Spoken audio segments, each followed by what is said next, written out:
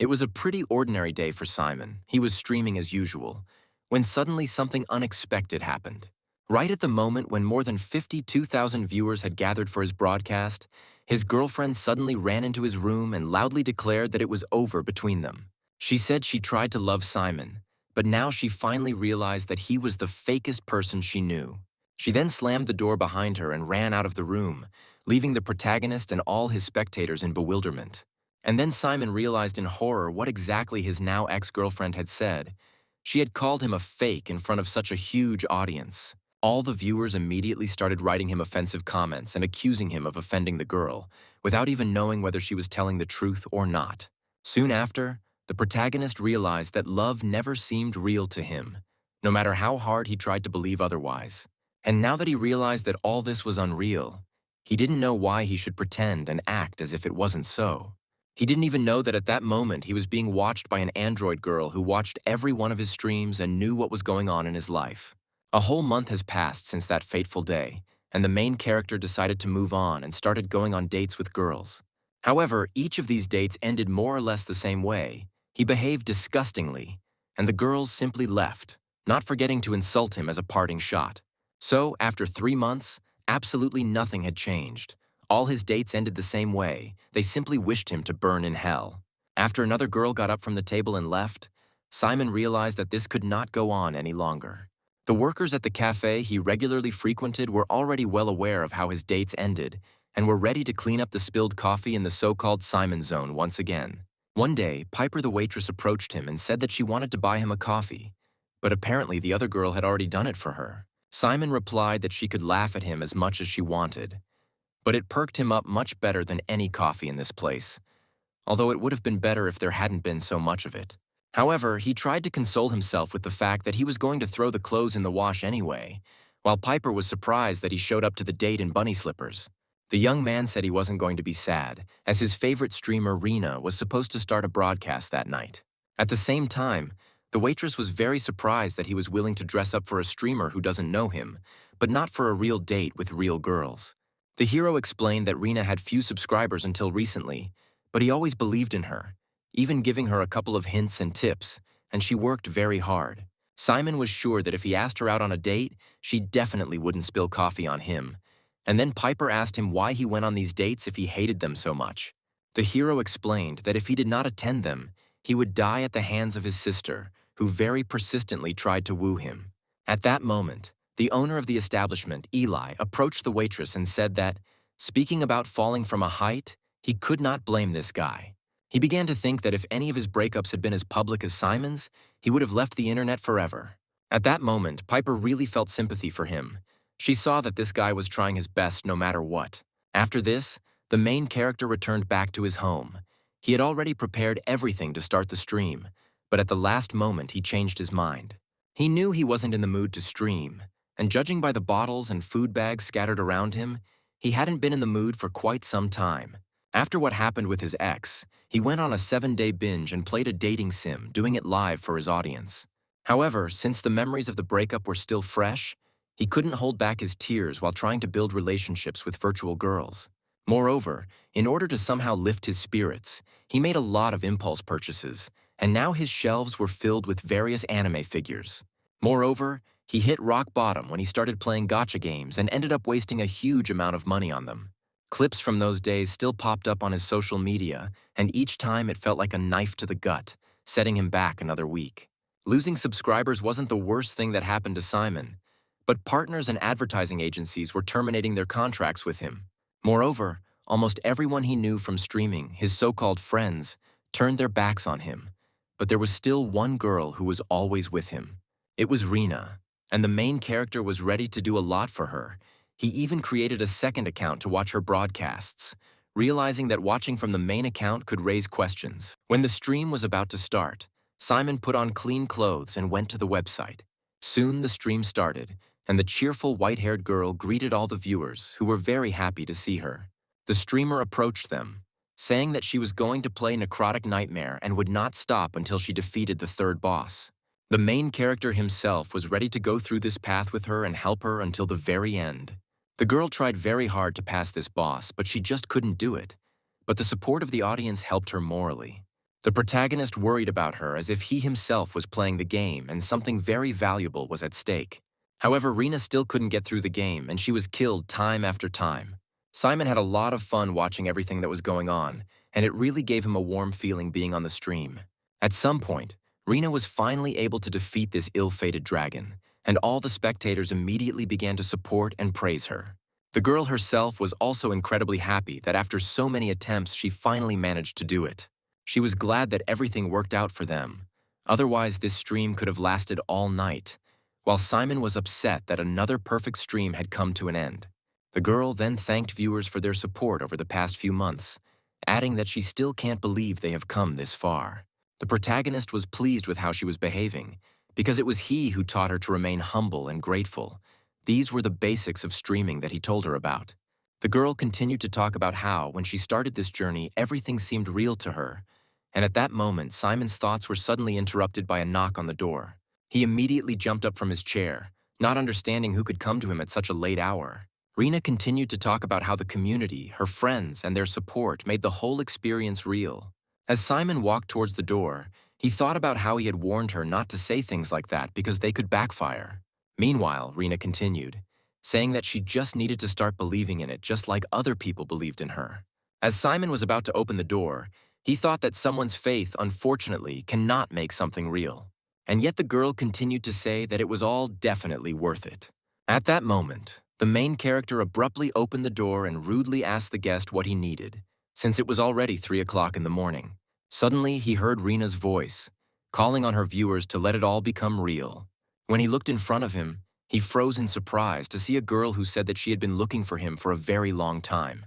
A girl who was practically a copy of his favorite streamer stood at his door and confessed her love to him. At this moment, the main character froze in horror, completely unable to understand what to do in such a situation. There was an awkward pause between them, but the stranger seemed unfazed and continued to smile broadly. However, the hero still did not believe that this was really happening, so he hurried to close the door. He hoped that when he opened it, there would be no one behind it. But as soon as he did, he saw the radiant smile of the blonde girl again. Then he closed the door again, as if he thought that it would protect him from the incredibleness of everything that was happening. He tried to digest what had just happened. His favorite VTuber had just appeared before him in the flesh and openly confessed her love to him. Quite quickly, the protagonist realized that it was just his dream, since he often fell asleep while watching someone else's stream. Then Simon opened the door, and the girl immediately walked inside without waiting for permission.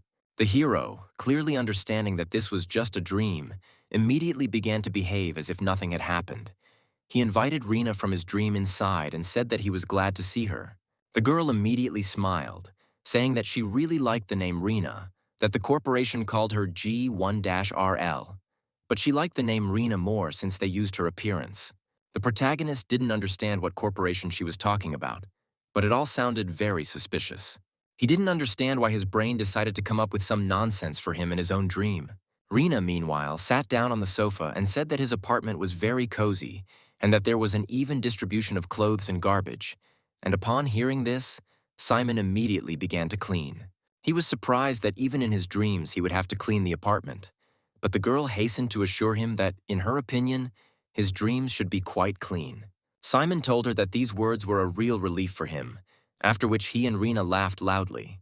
However, at that moment he suddenly froze, realizing what she had just said and realizing that it made absolutely no sense.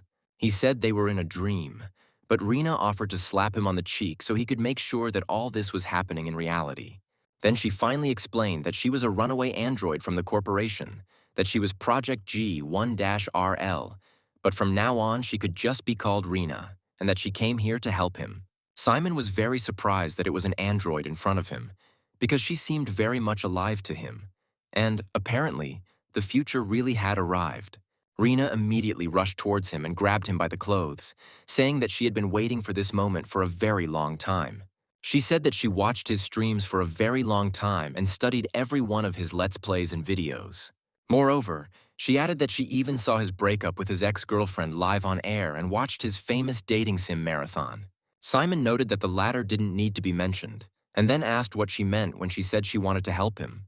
The girl explained that she was trying to get him back on his feet and pull him out of the emotional hole he had fallen into in recent months. Then, her eyes twinkling with delight, she said that he could teach her love in the same way if he wanted. Rena explained that when she saw him break up with his ex-girlfriend, she suddenly felt something. The thing was, this had never happened before. But upon reflection, she realized that this feeling was connected with the word love. When she couldn't take it anymore, she simply ran away from the corporation to learn about love through Simon. At that moment, the main character didn't know what to answer. He just looked away, and sadness was reflected on his face. He said that she would be better off without all this love. But the girl did not understand why he said that, because he was happy when she told him that she loved him. But the hero said that it was different, since she was copying his favorite VTuber, and he was simply caught off guard. But for Rena, these words sounded unconvincing. Taking his hand, she said that she saw how much he adored Rena on her streams, and so she decided to copy her. Then the girl approached him and said that she didn't understand love. But if he helped her, then maybe the next time she said it, it would mean something. The protagonist was in a stupor. He was convinced that she did not understand what she was saying, but at the same time his heart could not stop pounding. He tried to convince himself that she was an android, and then he realized that if he understood from the start that she was not real, then she would not be able to hurt him. Then he finally decided to agree and asked Rena what he needed to do. The girl immediately started jumping with delight, saying that everything was very simple. The main character would just need to meet a bunch of people. Simon decided to play along, but quickly declared that he would never do that. He assumed it was all a cunning plan by his sister, and then explained that he actually had his own moral principles. And then Rena suddenly rushed at him and knocked him to the floor, pinning him down, apologizing to him for this, but saying that the time was up. She loomed over him, and it made Simon freeze with a mixture of different feelings. And then Rena said that the thing was that his first date was already on the way. This moment was so close and intimate that the protagonist again began to think that it was just a dream. And then suddenly the girl fell silent and looked closely into his eyes. Before Simon could process anything, she leaned towards him and kissed him tenderly on the forehead. The protagonist froze, and although it was very pleasant, he still could not believe that this was really happening to him. The girl at that moment still had her lips on his forehead, and it seemed that this kiss was something more. When Rena finally stood up and walked away from him, the system reported that the harmonized emotional algorithm system of romantic training had been activated. The girl was delighted, saying that their connection was successful and that she and Simon were now connected. But the hero himself did not understand what she had just done. Rena explained that she would learn through him using a simulation of this system, and thanks to it, he would survive any date. Simon didn't understand what she was talking about because he could survive any date. He had plenty of them. But Rena explained that this one would be a little different. At that moment, the hero suddenly heard the glass behind him crack sharply. When he turned around to see what it was, he suddenly saw a woman in military uniform fly into their room through the hole in the window. She landed like a true fighter, but it turned out she clearly had no good intentions. However, Rena continued to smile. She pointed at the girl and told Simon that if this date went badly, she would kill him. The girl herself stated that the object had been discovered and asked the android to move away from this beggarly recluse. Rena immediately started waving at her. She knew the girl's name was April and asked her why she was in such a hurry. However, April herself was clearly not in a good mood. She said that Rena was the reason why she was in such a hurry. The thing was, she thought she was a valuable asset to the corporation who ran away to meet her favorite streamer. But now this guy knows too much. At this moment, the main character himself did not understand at all what was happening. Rena assumed April was talking about Simon having to disappear, and the girl confirmed this, saying that they shouldn't leave any witnesses. The hero was horrified. All this seemed like absolute nonsense to him. He believed that his life could end like this. And at that moment, he suddenly saw that the system was offering him 3 options for answering April, and it all looked a lot like the dating simulator that he liked to play. At that moment, the system announced the start of the initial setup, after which it announced the beginning of a date with April. Rena explained that thanks to her and the new heart system she installed in his brain, his dating problems were solved. However, Simon was horrified, because the only problem now was that April wanted to sever the connection between her gun and his head. Rena sheepishly explained that she hadn't known that the relationship between a person and a weapon had to be taken into account, but Simon asked her not to pretend, as she knew perfectly well what he meant. At this point, April intervened in the conversation.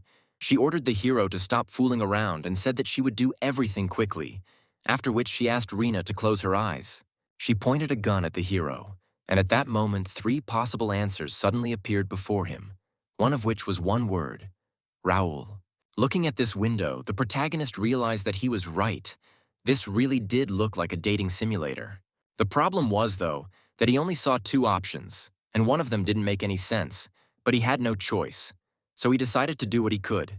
The hero chose the 3rd option and said that April apparently was trying to hit him in the heart, but she didn't need a gun for that. But apparently, these words did not make any impression on the girl, so she fired a warning shot. She was surprised that she had put a gun to Simon's face, and his first reaction was to hit on her. And she even began to think that for him, it was all some kind of joke. Simon angrily turned to Rina, saying that the only real option the system had given him hadn't worked, and the second one was complete nonsense. At that moment, April approached him again and asked if he had any last words, adding that she was ready to convey them to his family and asking that they be made less pathetic. However, the main character did not know what to say to her. He just froze and looked up at her. He started looking through the answer options again, and since the 3rd option didn't work, he was left with only the one that had Raoul's name in it. Since he had no other choice, he said the name Raoul with horror in his eyes. At that moment, April suddenly froze, as she had not expected to hear that name at all. She lowered the pistol and exhaled heavily. But with each passing moment, her face grew darker. Simon, meanwhile, felt some relief at the thought that it had worked, but he was too quick to rejoice. April immediately walked up to him and hit him in the face with the butt of her gun as hard as she could. She then grabbed the protagonist by the clothes, lifted him off the ground, and began asking him what he had just said. The girl angrily demanded that he explain how he knew this name. She was so absorbed in her anger that she didn't notice some kind of grenade-like device fall out of her pocket. Rina picked it up and began to examine it, while the hero turned to her and said that this simulator does not work and asked her to do something. April, however, stated that there were hundreds of ways to use a gun, and she knew all the ones that were suitable for pain and torture. So she ordered Simon to tell her everything he knew right now before she gutted him. At that moment, Rina suddenly approached them, holding a grenade in her hands. She turned to April and said that this thing fell out of her pocket. The system showed the protagonist that it was a military-grade flashbang grenade, and that detonation was imminent. Before he could say anything, the grenade in the android girl's hands suddenly began to glow, preparing to explode. Both Simon and April realized at that moment that the situation was worse than ever. All 3 of them quickly closed their eyes from the blinding light of the grenade, and Simon asked Rina where she got that thing in the first place. The girl was happy because she was not human, and the loss of her sight even seemed funny to her. However, at that moment, she suddenly felt the main character come up to her and firmly take her hand. He immediately pulled her towards the exit of the room and said that they needed to get out of here as quickly as possible. At this point, April was still blinded, but when she opened her eyes, she saw that the 2 were already at the door, and Rina said goodbye to her. As they ran up the stairs, the main character kept rubbing his watery eyes, as they hurt a lot after that. However, he suddenly noticed that a group of armed soldiers in bulletproof vests were moving straight towards them, and it seemed that they were coming specifically for him. Realizing that this route wouldn't work for them, he grabbed Rina's hand tighter and headed with her into another corridor. One of the soldiers radioed in that they had visual contact with the object, that they were heading for the roof, and the person on the radio ordered him not to shoot until they had a clear line of fire. He explained that they couldn't risk Rina, also noting that the android had chosen this name herself, and that this was what she was now called. The man on the radio asked if he understood correctly that the project had given itself a name, and April confirmed this, adding that she had also changed her appearance. The girl thought for a moment and even noted with a smile that this new look suited her very well. Meanwhile, the hero was still running to the roof, and Rina noted that the date was going well, but he told her that this was not a date, but an attempted murder. He remembered April's words about leaving no witnesses, and realized he was unlikely to leave this building alive. However, the girl was not despondent and noted that despite all this, he was still alive. She reminded him of the 3rd answer option, which involved flirting. Rina explained that these words bought Simon time, catching April off guard. Then the protagonist chose the 2nd option, and in the end, everything led to them being able to escape. Simon began to suspect that her dating sim knew all of this was going to happen, and she suggested that it was possible because the system was running simulations in his brain. She created it for dating, but she had never been on a date herself, But she knew that they required being alive, and so her system tried its best. Simon was clearly shocked by what he ended up getting for opening his front door at 3 in the morning. At that moment, Rena suddenly saw that the main character was holding her hand. She experienced a strange but pleasant feeling from the fact that his hand was so nice and warm. At that moment, the main character opened the door, and together they ran out into a new room. As they ran forward, Simon said that if they reached the roof, they should find a fire escape there. But at that moment, he was suddenly interrupted by something unexpected. Someone fired a shot literally a few centimeters from his face, miraculously hitting the window. The hero was horrified, realizing that snipers had also come for him, and asked Rena which bloodthirsty corporation had created her. The girl herself was very surprised that these people took such a step, and apparently they really wanted to get her back. At that moment, Simon looked through the open door and saw soldiers running past, apparently thinking that the target was heading for the roof. Rena told the hero that she couldn't leave because she and Simon were already connected, and she thought they would kill him anyway, and then the hero suggested that she activate the system with the heart. But the girl explained that she couldn't just turn the system on and off as it was designed for dating. However, she did add that the date could start at absolutely any time, and then Simon asked her what could trigger it. The girl replied that it could be flirting, a look, emotional tension in general, things that make your heart stop, and then the hero asked if she could work on her. The girl replied that she would like to, but still does not understand what love is, so the system cannot even simulate her reactions. The hero then jokingly suggested seducing the vending machine that was behind him, and to his great surprise, the android girl said that it might work. Realizing he had no other choice, Simon walked up to the machine and sensually placed his hand on its glass. He said breathlessly that he couldn't help but notice its lights from the hallway, because the machine wasn't just full of snacks, it was unique in its own way. However, much to his regret, it didn't work, and Simon knew that if his audience saw him now, they would call him disgusting. At that moment, the door to the room they were in suddenly opened and April walked in, clapping her hands meaningfully. She asked the hero if he was always so pathetic, but Rena stood up for him, saying that she simply hadn't seen him on streams. At that moment, the girl in the military uniform was contacted on the earpiece, and she reported that the target was right in front of her, asking her not to shoot, since something was brewing there. Then she turned angrily to the protagonist again, asking him how he knew about Raoul. At this moment, the hero was at a loss. He had absolutely no idea what to answer her, and decided to turn to Rena for help. She explained that the system was linked to his brain, so perhaps some strong emotional memory could trigger the system. Then Simon started trying to recreate some emotional memory. He needed to make his heart skip a beat again. The first memory that came to his mind was the moment he reached his first 1,000,000 subscribers, and he was truly happy that day. But apparently this was not enough, and Simon began to think about what else could awaken emotions in him. Meanwhile, April asked Rena to get out of the way, but she, realizing that she was about to do something bad, covered Simon with her body. In response, April explained that she was just improvising now, and, apparently, these words seemed convincing enough to Rena, and she let her through. Then the woman approached the hero again, lifted him above the ground, and threatening him with a weapon, ordered him to tell everything he knew. The main character himself, at that moment, was frantically trying to remember something that could trigger the system and cause his emotions to explode. He remembered the birthday when Tess had surprised him, and those memories still warmed his heart. But nothing had changed. And then suddenly, the very moment when his ex-girlfriend burst into his room and announced that she was breaking up with him, came into Simon's head. This memory was so strong that even Rena herself felt something awakening inside her body. She suddenly came out of her stupor, turned around, looked at the main character, and wondered what that had just happened. She thought she felt some kind of discomfort or pain, but since she was an android, these feelings were completely new to her. At this point, the system informed the hero that his date had begun, that April was still hostile towards him, but also curious and reasonable.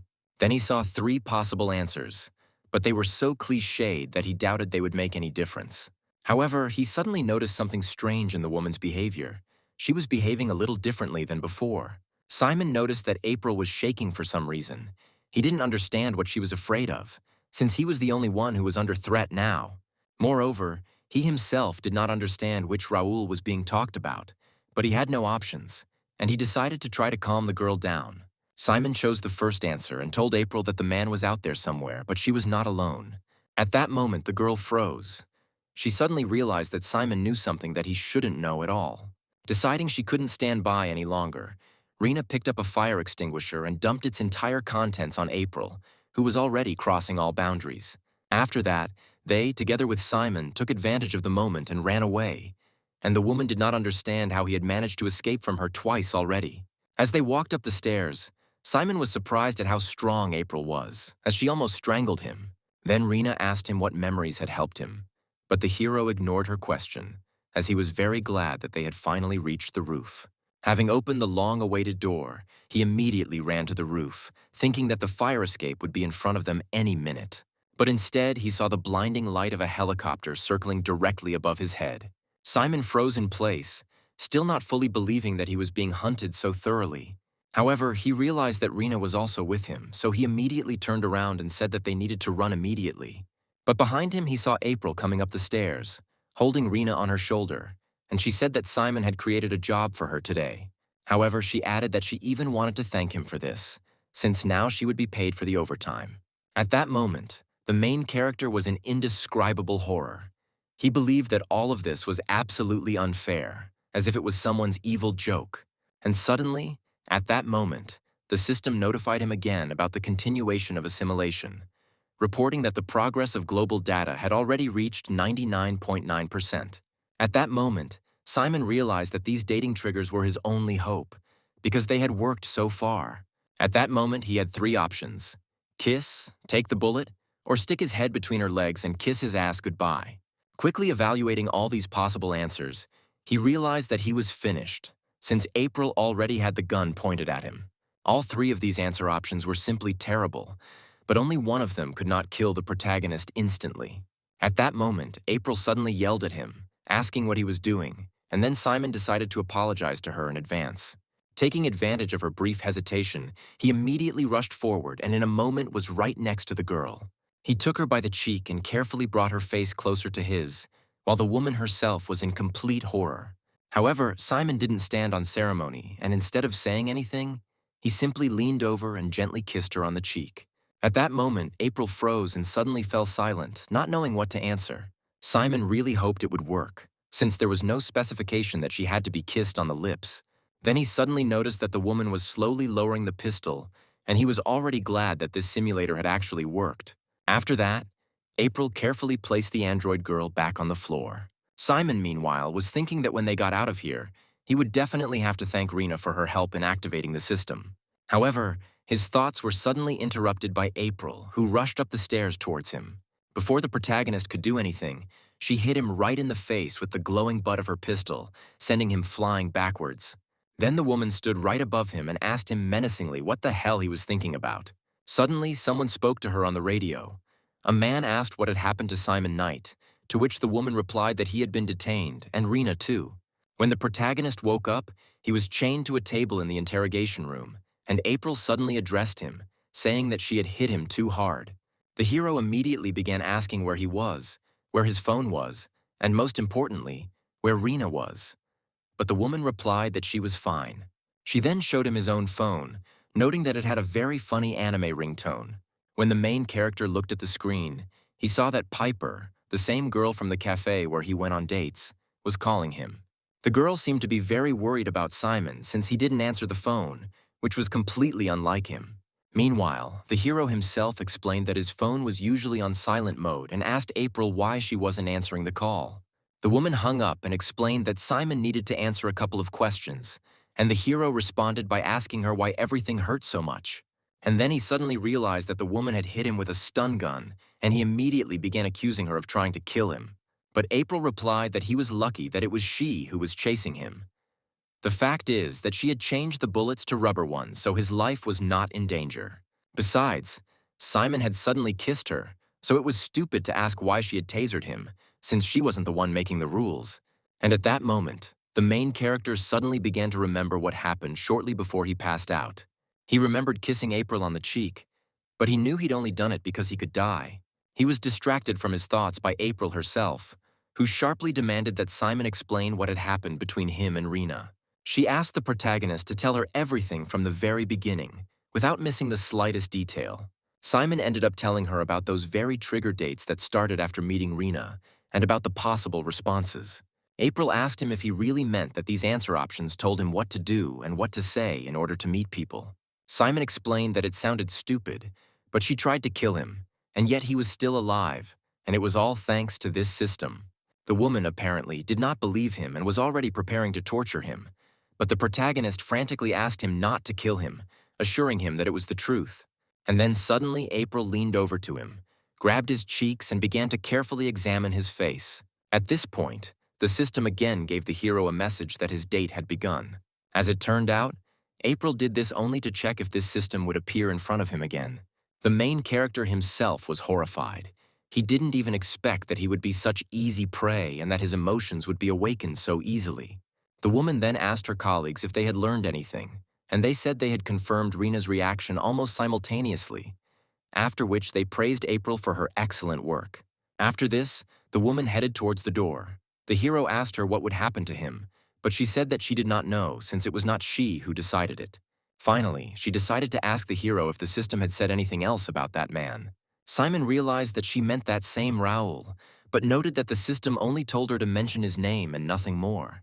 Then April answered briefly and thanked the hero for the information, and then left the room. Entering Rena's room, she said that everything was just as he described, down to the smallest crazy details. As it turned out, the android girl was also held hostage and was trying her best to escape. April reassured her by saying that she had not hurt Simon, as Rena had asked her to, and then asked her why it was necessary to do all this. The android girl only replied with displeasure that it was all solely for love. She then asked if they could go since Simon had a bunch of dates to go on. But April explained that he had a billion-dollar agenda in his head. Rena replied that the corporation knew that forcibly breaking their connection would cripple them both, and she also thought that Simon would teach her what love was. The girl assumed that they would see sense in keeping him alive, and that it would be a good decision for both of them. Rena assumed that April should understand this herself, but the woman did not answer her. Instead, she turned away and thought about something of her own. When she entered the other room, a man approached her and asked whether they should close the project or rethink it as an experiment. The girl said that the project had progressed more in the last day than in the entire week she had spent with Rena, and at the moment she believed that they should continue. The man told her that everything was decided then, and if their other plans were not affected, then they should see what Simon and Rena would do next. After this, April went to the main character to free him from the handcuffs, which Simon was incredibly happy about. The girl explained that the corporation decided that he would be more useful alive than dead, so it was decided to release him. When Simon left the room, Rena was already waiting for him and immediately ran up to him. She was glad that he didn't die, which meant her simulation was working, but Simon reminded her that it was her simulation that drove him to the taser. However, he decided that he shouldn't think about it too much. He was just glad that it was over with. But April said that wasn't true at all. She explained that the corporation had decided to monitor them to advance their research, as long as the two of them remained mentally linked. After that, she gave Simon his phone, but the hero didn't know why he needed it, because he had already missed Rena's morning stream. Meanwhile, the android girl reported that Operation Dating Simulation had been launched, but the hero was still terrified that his viewing streak had been broken. At that moment, someone's hand fell on his shoulder. The unknown man said that for now, Simon would be under their protection and that they would assign him a personal bodyguard. When Simon turned around, he saw behind him a tall, menacing man in a suit with a gun, whose name was January, or Jen for short. The main character even dropped his phone from his hands due to such an unexpected meeting. The man, looking at the hero, only grinned, saying that his neck was so weak that he could break it with one hand. Simon responded with a convulsive laugh, saying that he was very pleased to meet him. When he saw the message above Jen's head about the start of a date, he realized this thing works on everyone. When they came out, the man told April that he was disappointed because the puppy would have died from the strong draft and she had not been able to finish it off. He suggested that she had become emotionally attached to him, but the woman denied this, saying that she considered it the most effective path for the mission. But Jen explained that orders were orders anyway, so they had to watch over them and protect them as best they could. However, he also added that there will come a time when Rena will decide to break ties with this Simon. Pointing to the gun, Jen explained that in that case they wouldn't need this guy anymore. Meanwhile, it was already deep night outside, and the main character decided that after such a day he needed to get some fresh air. As it turned out, Rena and company needed him to go on a lot of dates, preferably with as many people as possible. This all sounded troublesome to Simon, as he already had quite a few people in his life who wanted him dead. However, he still decided to try this dating thing, but warned that he was doing it exclusively for Rena's sake. Her dating sim had saved his life, and compared to that, regular dating should have been a piece of cake.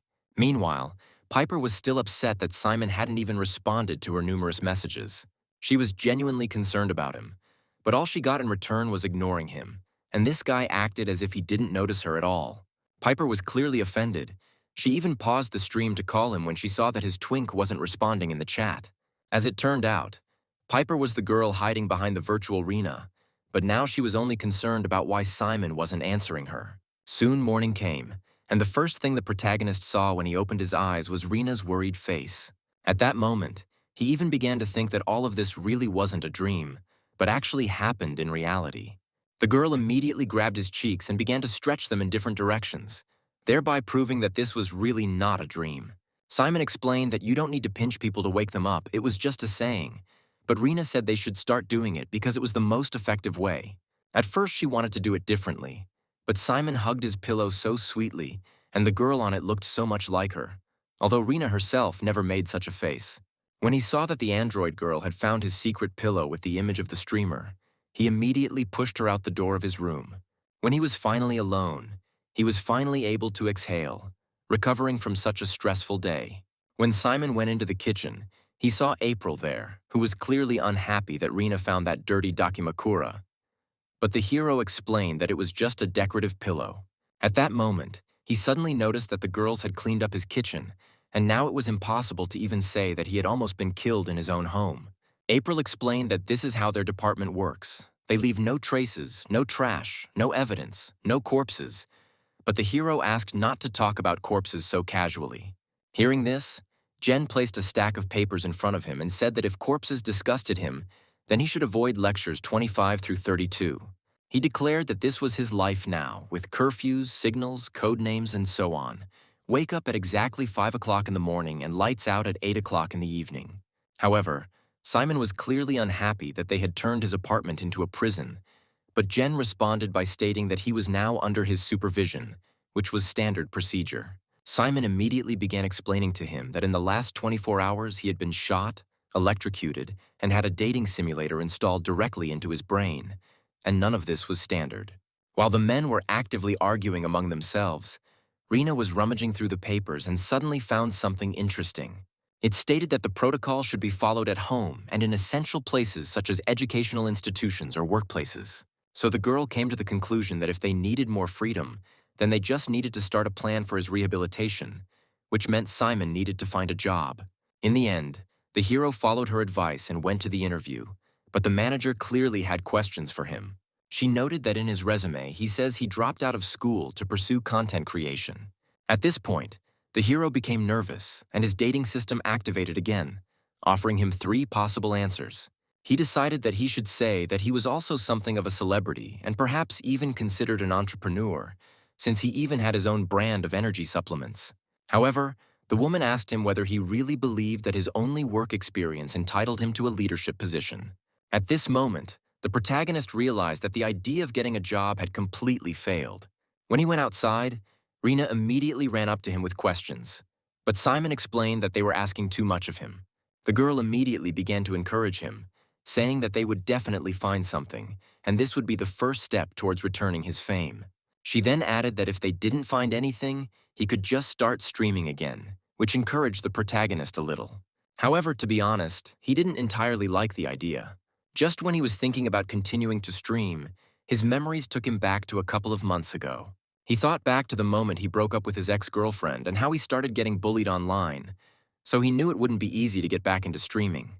Noticing his puzzled expression, Rena turned to him and asked what was going on.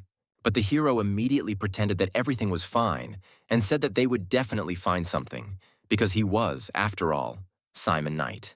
Although he noted that it would have been much easier if Jen, who constantly followed him, did not have such high standards. The man explained that employment meant he would be spending a lot of time outside the apartment, and if that didn't help their operations, he wouldn't allow it. Besides, Simon was bad at it, and he couldn't make things that complicated. However, He then suddenly paused to spit out the disgusting coffee he had bought from a nearby coffee shop. After this short verbal skirmish, our heroes set off again to search for a suitable job for Simon.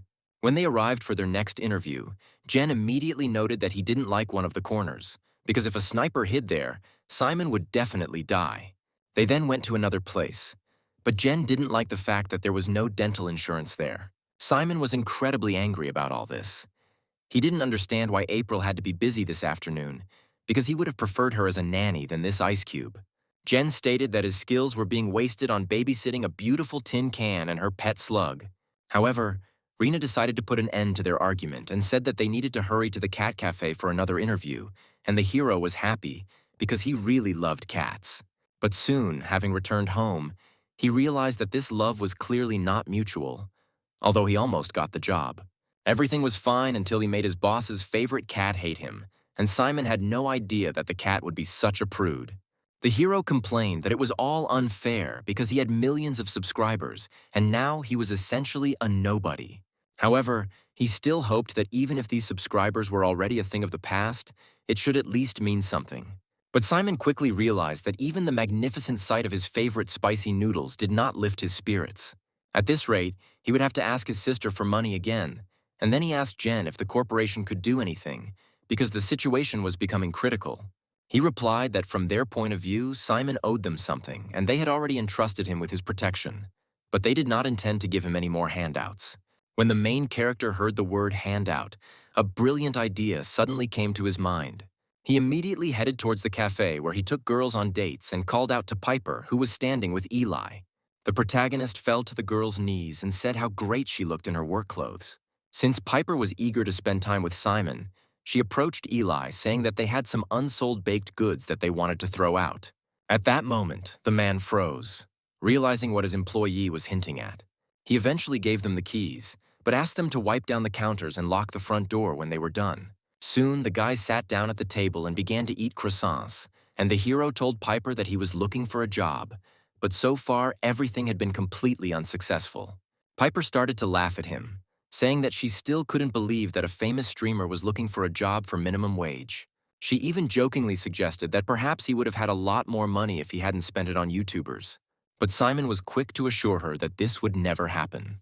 At this moment, the boys laughed loudly.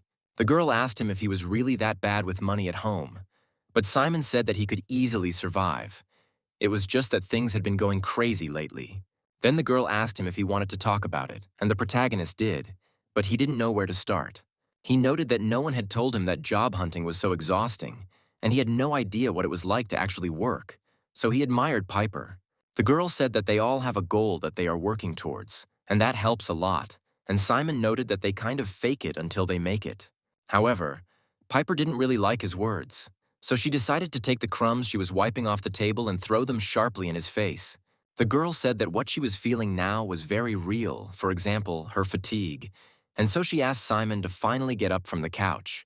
Looking at his hair, she said that she should use his head as a duster, but Simon only replied that she would have to sweep it all up anyway. However, the girl said that she might not have to do that, and then asked if he was really serious about the job. She poked the protagonist with her finger and asked if he was really ready to work. Piper said Eli always says they need help but is always whining about the hiring process. But they were willing to take Simon on without any problem. And although it was not a leadership position, the main character was very grateful to the girl for helping him. He even burst into tears of happiness, realizing that if he had gone to another interview, he would have simply gone crazy from all of this. Piper simply replied that it would just be a trial period. But judging by Simon's reaction, he was very desperate. Then the hero said that now he needed to agree on this with one boar, and he just appeared right behind him, saying that it suited them. Jen clarified that the management's willingness to cooperate remains to be seen, but they will test this during the trial period. The girl suddenly recoiled and asked Simon who it was, but the hero hastened to assure her that everything was fine.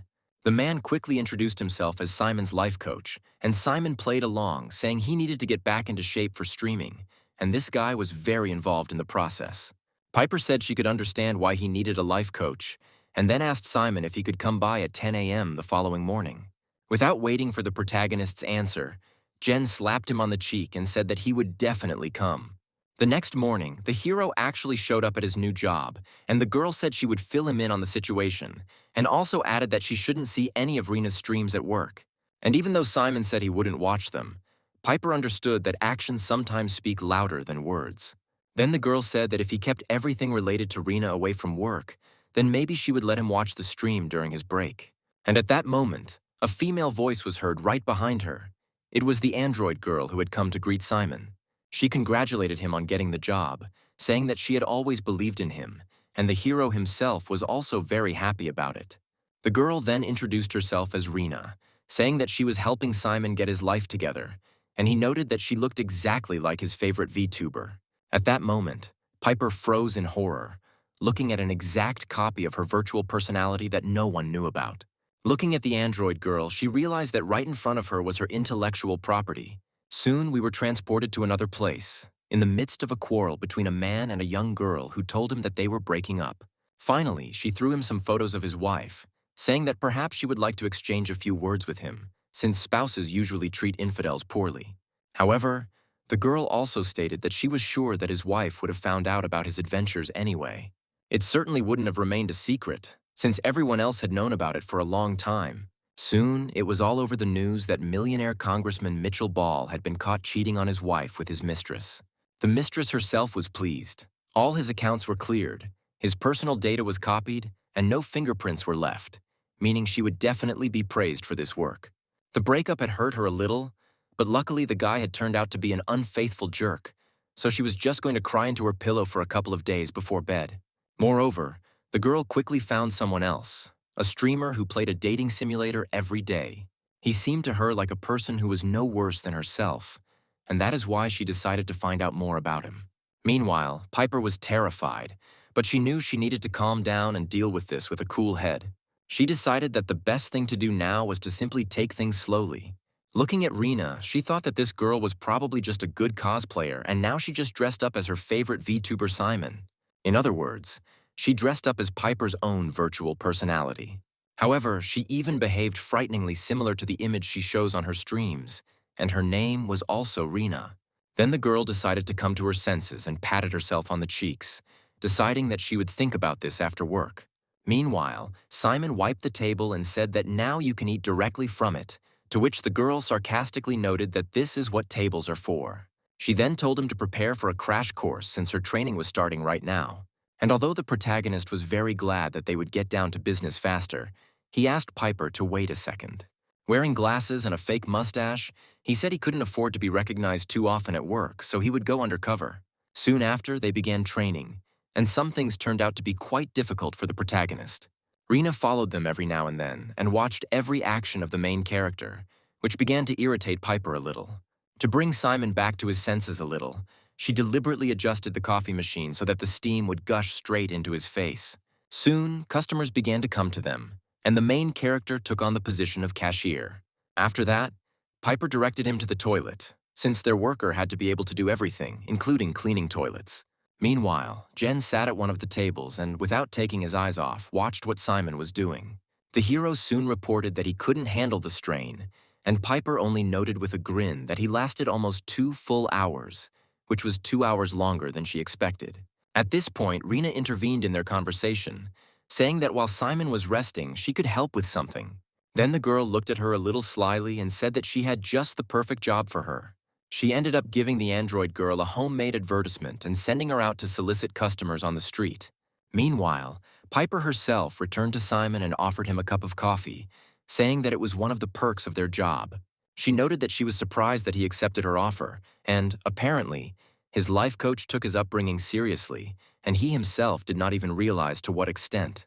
Piper remarked that the girl, Rena, seemed nice to her, and Simon explained that she was also something of a coach, and at the very least, she certainly gave him motivation.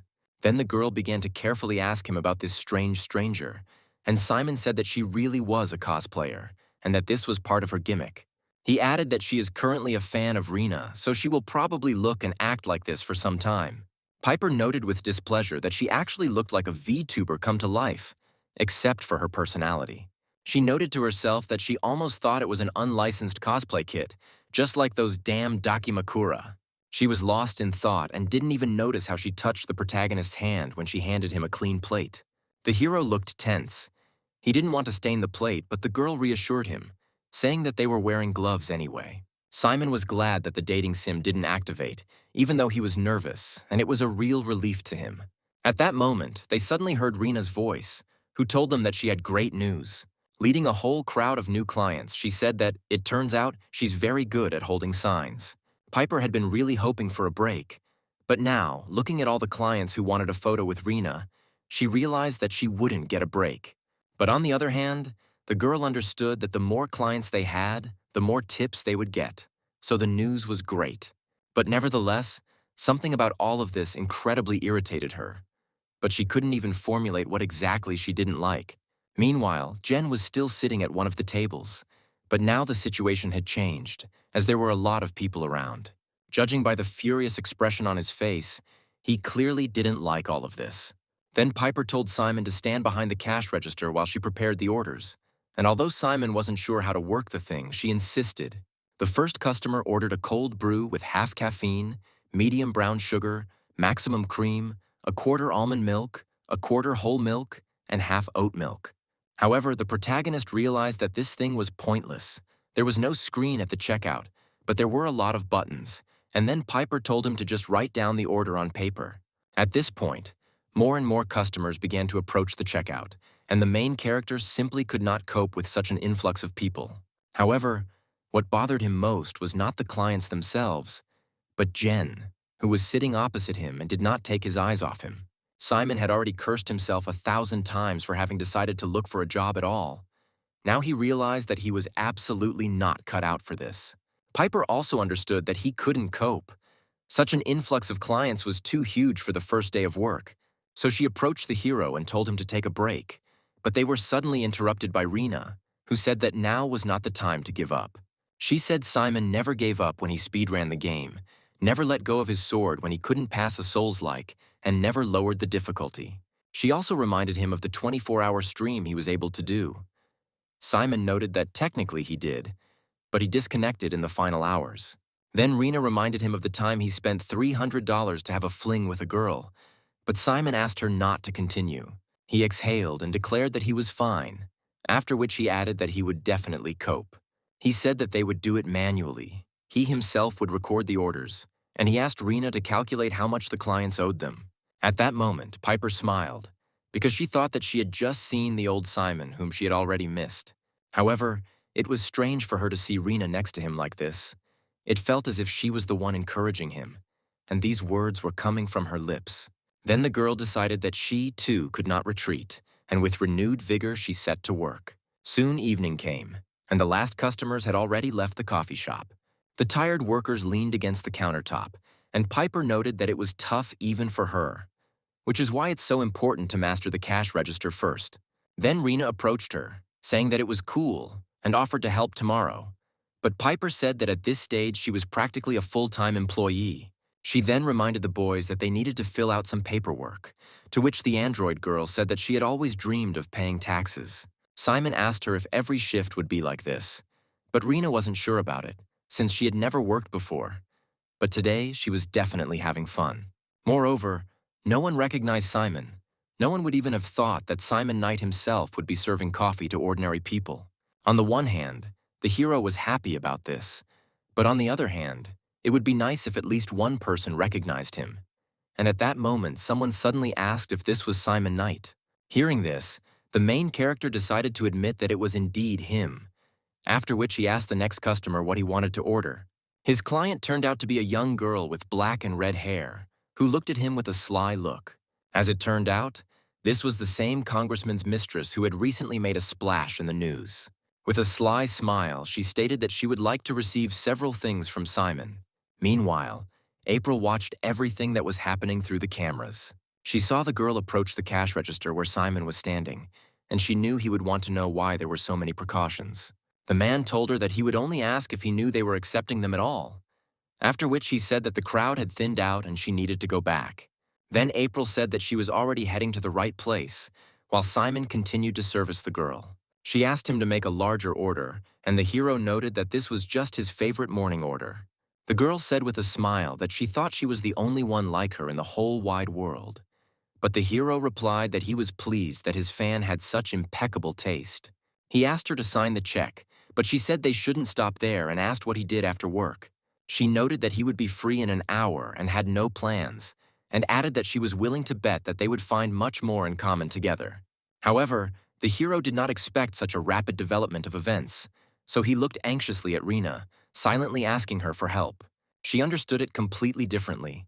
She thought that a good flirtation was brewing between this couple, and her eyes immediately lit up with delight. The stranger told Simon that he could use a wardrobe update and added that she could help with it, and the hero immediately noted to himself that she was clearly a red flag. He didn't understand how she knew that he had been wearing the same clothes lately, since he was currently wearing his work uniform. At this point, the system reported that a date with her had begun, and the girl's status showed that she was infatuated, obsessed, and also striving for protection and determination. Seeing this, Rina became even more delighted, realizing that it really was flirting. But then Piper intervened in the conversation, saying that it wasn't flirting at all, and then pushing the intrusive girl away with a slap of her hand. She stood up for the main character, telling her not to touch him. Piper threatened to call the police right now if she didn't leave. At this point, the stranger became truly angry.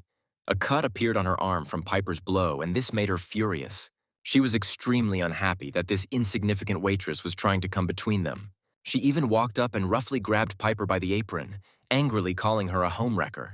Piper then explained that they reserve the right to refuse service to any customer, after which she once again told the girl to get out of there. At that moment, someone suddenly turned to the stranger, and she turned around sharply, asking what this insignificant worm needed.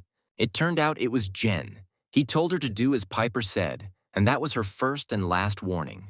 The girl understood that she was now in a losing situation, and she had no choice but to give in. She headed for the exit, but threatened to leave them a bad review and write the whole truth about their home-wrecking barista. At the door, she bumped into April, who accidentally pushed her, and the girl immediately began to swear at her without having time to see who was in front of her. However, when she saw a familiar face, she suddenly fell silent and froze in place. April looked at her reproachfully, but said nothing either. Finally, the stranger again called them all worms, after which she finally headed for the door. The only one she said goodbye to properly was Simon. She didn't include him on the list of worms. After she left, Simon thanked Piper for saving him, to which she said they needed to work on his customer service skills. At that moment, April turned to Jen, asking why the girl was there, and he said that it was exactly what she thought it was. Then she asked Simon and Rina if everything was okay with them. At that moment, they were discussing the fact that this stranger wrote her number and even left a heart. April then turned to Piper, saying that they would appreciate what she had done for Simon, and then added that the girl could just call her by her first name. The surprised girl looked at April and said that she was very pleased to meet her, silently noting how formidable she looked. She then decided to ask Simon who she was, and he noted that she was another life coach, as he needed a lot of guidance in life. As she headed for the door, she said she was just stopping by, but that she, Simon, and Rina needed to talk, and suggested meeting at the park a couple of blocks away. When she was leaving, she noticed that the door handle was very badly dented. When the shift finally ended, Piper remarked that they had never experienced such chaos, and apparently, they had Rina to thank for that. She then asked who these life coaches were, to which Simon replied that they were highly rated and were something like celebrities. At this point, Piper noticed that he couldn't untie his apron. She explained to him how to do it, but Simon still couldn't do it. Without thinking twice, the girl walked up to him, put his hands behind his back and helped him untie his apron, although it all looked as if she simply decided to hug him. She said in a soft voice that he really did need to be shown everything. At that moment, she seemed to freeze and enjoyed every moment she spent next to Simon. And then suddenly Piper noticed that Rina was sitting right behind them, carefully watching everything that was happening. There was an awkward pause between the girls. Piper clearly didn't want this cosplayer watching them. Therefore, she tried to untie the main character's apron as quickly as possible and move away from him. She said it was quite simple. She untied his apron without even looking at him, although the hero himself did not believe her, saying that she had definitely looked at the knot. Piper said that he could think that as long as he slept soundly, and then Rina mentioned that he definitely slept soundly with that hug pillow. An awkward conversation ensued between the boys, as the protagonist clearly didn't want Piper to know about the pillow. At that moment, the boys didn't even suspect that someone was watching them using a hidden camera, Soon after, Rena and Simon went to the park, and the hero was very unhappy that he had gone from being a streamer to being unemployed, and then to a worthless cashier. He understood that there would be an incredible amount of work here, but everything turned out not to be as bad as before. At that moment, Piper texted him, praising him for his excellent work and telling him to be on time tomorrow, otherwise she would be cleaning toilets. At that moment, April approached them with 2 ice cream cones in her hands, saying that it wasn't the worst day she had seen, and even Jen hadn't yet rejected his new job. Simon confirmed that things weren't really that bad until that last client showed up, and then April decided to talk about her. She said that he needed to be more careful, but Simon didn't understand what she was talking about because April herself was looking after him, as well as this Ice King. But the girl explained that seriously, his connection with Rena stopped the corporation from killing him on the spot. But that didn't mean he was safe. Moreover, she decided to ask him if he really had that same date again, and the hero admitted it. He said it was because of that crazy girl who came to them at the end of the shift. However, April didn't let him finish, as she sensed danger and immediately threw both boys to the ground, telling them to duck. After that, she immediately took 2 smoke grenades out of her pocket and threw them towards the enemy. As soon as the smoke enveloped them, she ordered the boys to be quiet, as they had guests. A girl approached them with armed men, shouting that she needed this guy alive, and ordered the soldiers to stop aiming at the head. At that moment, the protagonist froze in horror, as the stranger's voice seemed strangely familiar to him. As soon as the smoke cleared a little, he saw that crazy client again. Simon was horrified, not believing that he was so popular that girls were ready to do such a thing for him. Then April said that this girl was acting faster than she expected, so she asked the guys to duck again. The stranger herself said that if the soldiers didn't scare Simon, they certainly scared little April, and noted that her gadgets were very annoying. At that moment, one of the soldiers addressed her as ma'am, and this made the girl very angry. She grabbed him by the throat and told him not to address her like that anymore. She lifted the soldier high above the ground until he began to choke, and loudly declared that she was only 25 years old. At that moment, Simon was horrified. He did not understand where this petite girl got so much strength from. He then asked April if she was going to do anything since she was his bodyguard, to which she said that they needed to find shelter first and asked him to follow her. Their heroes had no choice but to carefully crawl along the grass after the woman. While the stranger was trying to find the main character, she noted that they needed to take everything that stood between Simon and her. The hero didn't understand why he needed to do this, since he had just met her that very day, and Rena assumed that it was that legendary love at first sight. April explained that knowing this girl, it was probably love at first sight, after which the hero asked if she really knew this stalker. The girl explained that she did know her, and since she knew her style, she understood that his friend Piper could be in trouble. These words greatly alarmed the hero, and he asked to call Jen so that he could check on her and, if anything, help. But April said that they were not her bodyguards. She explained that as long as their lives were not in danger, they should not interfere with the affairs of other calendar agents. After that, she ran away and asked him to wait for her, but the hero immediately began to stop her, asking what kind of calendar agents these were. At that moment, he suddenly heard a stranger approaching him and calling his name. She decided to take a different approach, saying that they had simply started off on the wrong note and that they should start from scratch. The girl said that he could call her February or just Febby, after which she added that she just wanted to talk and get to know him better. With a maniacal smile, she added that, after all, the reward for his heart was very much her style, much nicer than the usual dirty murders. Febby assumed that January and April had already told Simon everything, adding that the corporation was very busy with the little G1-RL. They were told they had to seduce Simon Knight, and the reward for doing so was the sexiest thing Febby had ever seen. Even the corporation's competitors couldn't make such offers to their killers. They didn't care whether the android was destroyed or died. The main thing was to get their hands on its technology. However, Febby admitted that she never worked for the prizes. There was a real connection between them, as if they were made for each other. At that moment, Simon began to realize that there was a price on his heart, and April and Jen were hiding it. But Rena was sure they had a good reason. However, Simon grabbed her hand sharply, saying that he didn't care at all what April said. After that, he dragged the girl away, saying that now they needed to take care of themselves first. But before he had run even a few meters, Febby jumped out of the smoke at him, clearly pleased that she had finally found him. She immediately hugged Simon and held him close, saying that she had finally caught him. The girl pressed herself so tightly against his chest that it began to incredibly irritate the main character. This overabundance of emotions reactivated the date and offered three possible responses: to be less strict, to hug back, or to relax and let it happen. Simon noted to himself that this girl had a grip of steel, and Febby herself said that now that she had caught him, she would definitely not let him go. But at that moment, Rena intervened in their idyll. She began to pull him towards herself and asked him to quickly choose one of the options. At that moment, Febby asked them to wait a little longer because only then would they be together forever. But it was not meant to be, as their embrace was interrupted by April's sudden appearance. She picked up her glowing energy butt and hit Febby right on the cheek, causing the girl to instantly fly away from Simon. Taking advantage of the moment, April grabbed the protagonist by the clothes and ordered him and Rena to run after her. After a while, Febby finally came to her senses. She touched the cheek where the blow fell and was clearly unhappy that someone had come between them again. And at that moment, a diabolical plan began to mature in her head. Febby declared that if Simon couldn't be hers alone, then she would simply get rid of everyone else, starting with that annoying girl. Meanwhile, our heroes tried to escape from danger, making their way through endless clouds of smoke. However, at some point they came across one of the soldiers who came with Febby. Without thinking twice, April picked up her weapon again and jumped straight at him from above, out of the cloud of smoke.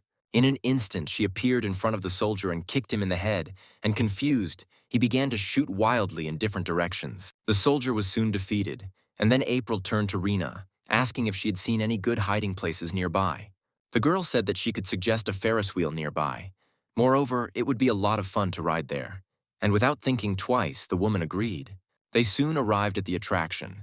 But Simon said that he didn't know how to trust April now, since she didn't tell him that these killers wanted to seduce him, or worse, kill him. He even suggested that she herself was also trying to seduce him, and then was going to kill him, and then she would be able to take the entire reward for herself.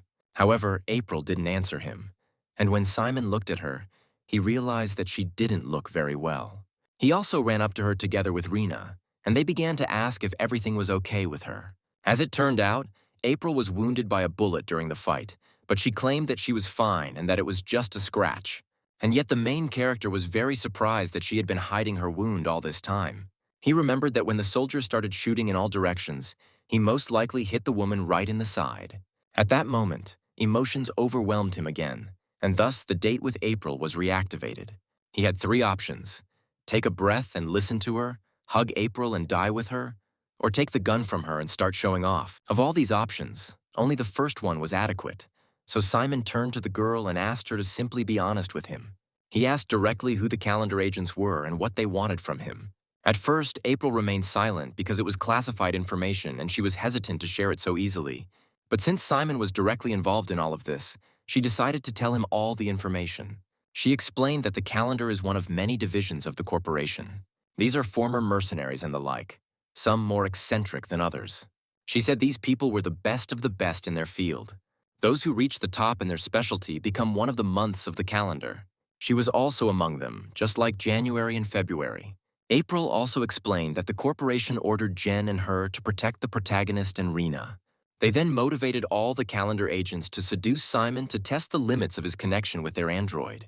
The hero, having heard this, sighed wearily, realizing that Rena would still send him on dates. But now he was followed by many creepy, powerful agents. He himself was not an agent or an assassin, but he understood what was happening. He was a part of it, just like Rena, so they deserved to know what awaited them. And whether they liked it or not, they had to figure it out together, and the android girl saw it as a real-life streaming collaboration. Hearing this, April chuckled, realizing that it was no wonder why Rena was so in love with him. Then she said that since they were being frank, she should point out that the rewards for him were very tempting, but she herself was hunting for something else. When Simon suggested that she was hunting for information about that very Raoul, the girl suddenly froze, not understanding how he knew this. However, the hero asked not to underestimate him, since dating triggers only reveal this name in the case of April. He himself wished he could help her more, but triggering dating was one thing, but he didn't think he could control what people told him. However, April said that they would talk about all these backstories later, after which she pushed the guys into the Ferris wheel cabin. She herself remained below and began to turn on the mechanism, saying that if they were safe, then she would be able to give it her all. After this, the Ferris wheel began to rotate slowly and the heroes began to rise up. Finally, April asked Simon if he trusted her, and the dating system again offered him 3 answer options. He chose the second option, saying that he trusted her, but asked her not to die, as that would definitely be the end for them. Rena noted that he did not finish the sentence, but the hero asked her to be quieter. Once they were high enough, the girl turned around and focused on her enemies. Meanwhile, Simon was genuinely worried about her, but Rena said she trusted her simulation. However, what was much more important was that she trusted April herself, as she was an unrivaled warrior. At the right moment, she used several smoke grenades to disorient the 3 soldiers who were blocking her passage through the park. Rena immediately asked Simon to look out the window and appreciate the view from there. The view was indeed good. They could watch the city from a bird's-eye view while the fighting raged on between April and the soldiers below. Simon noted that everything was just fine, but those terrible sounds below them spoiled everything a little. And then he suddenly remembered that he should have warned Piper, because if there was even a chance that Febby was hunting her, she should know about it. Simon immediately started video calling his friend, but to his surprise, for some reason she didn't answer. But eventually she suddenly picked up the phone, and Simon immediately asked if she was okay. But the next second he was horrified because he heard a familiar voice from the speaker that did not belong to Piper. When he looked at the screen, he saw that Piper was tied to a chair, and Febby was sitting on top of her, and she answered the hero's call. The girl said that she had enough running around in this relationship, and now it was Simon's turn. They were in a room, the code to which April knew, and she called the hero to come to them. After that, she said goodbye to the hero lover and reminded him that he needed to come alone and not take this tin can with him, since she was already tired of these homewreckers. At this moment, the heroes had already gone downstairs, where they were met by April, who had already dealt with all the soldiers. But the hero immediately rushed to her in panic, saying that Febby took Piper to some room and said that April would understand what she meant. At that moment, the girl suddenly froze and began to think about what kind of room this could be. She was clearly upset that Febby had managed to get to Piper, but at the same time she knew that she couldn't have gone far and was definitely in that very place. The girl explained that this room was located in a large office of a pharmaceutical company. It was half an hour's walk from here and 10 minutes by car. And although the heroes thought the calendar had supercars or helicopters, they ended up having to call an Uber. So all 3 of them sat in the back seats of the car, feeling extremely uncomfortable. Then the hero decided to ask April who this February was and what she wanted from Piper. The woman explained that Febby wanted Simon specifically, and Piper was just bait, and her specialty was espionage, gathering information, and disguise. To make it clearer to Simon what she was talking about, she said that it could be called cosplay. She showed him Febby's account and said that Simon himself was following her, and at that moment the hero actually remembered her. April explained that most of the calendar agents were unique, to say the least, but she and Jen were the most normal of them all. The thing is, when Febby finds a new goal, she becomes literally obsessed, and this is not a game for her, it's all for real. So if someone gets between her and her goal, it always ends badly. It wasn't just about affection. All of her emotions were literally cranked up to the max, and everything she could do or feel was felt tenfold. Because of this, even her physical strength is literally off the charts, and all this is thanks to that very room. However, Simon didn't understand how they would fight Febby given April's injury, but suggested that Jen could come and help them somehow. However, April said that if he came, he would just watch as she led him and Rena straight to Febby, just like she wanted, and then he would suspect something. But Simon insisted, because Piper had been kidnapped, and she was his boss at a job that Jen himself approved of. In response, the woman said that the Bureau's job was to protect only Simon and Rena, and the same applied to herself. However, April explained that there was something else that was more important to her than any work. She wanted to find her brother, that same Raoul. Rena's dating triggers were the first clues she'd had in a long time. This simulation seemed to know something about him, and without the 2 of them, April might have lost track, possibly forever. So she said she couldn't promise anything, but she would tell them everything she knew, and she hoped that would be enough to show that she was acting in their interests. At this moment, the main character was at a loss, completely unsure what to answer.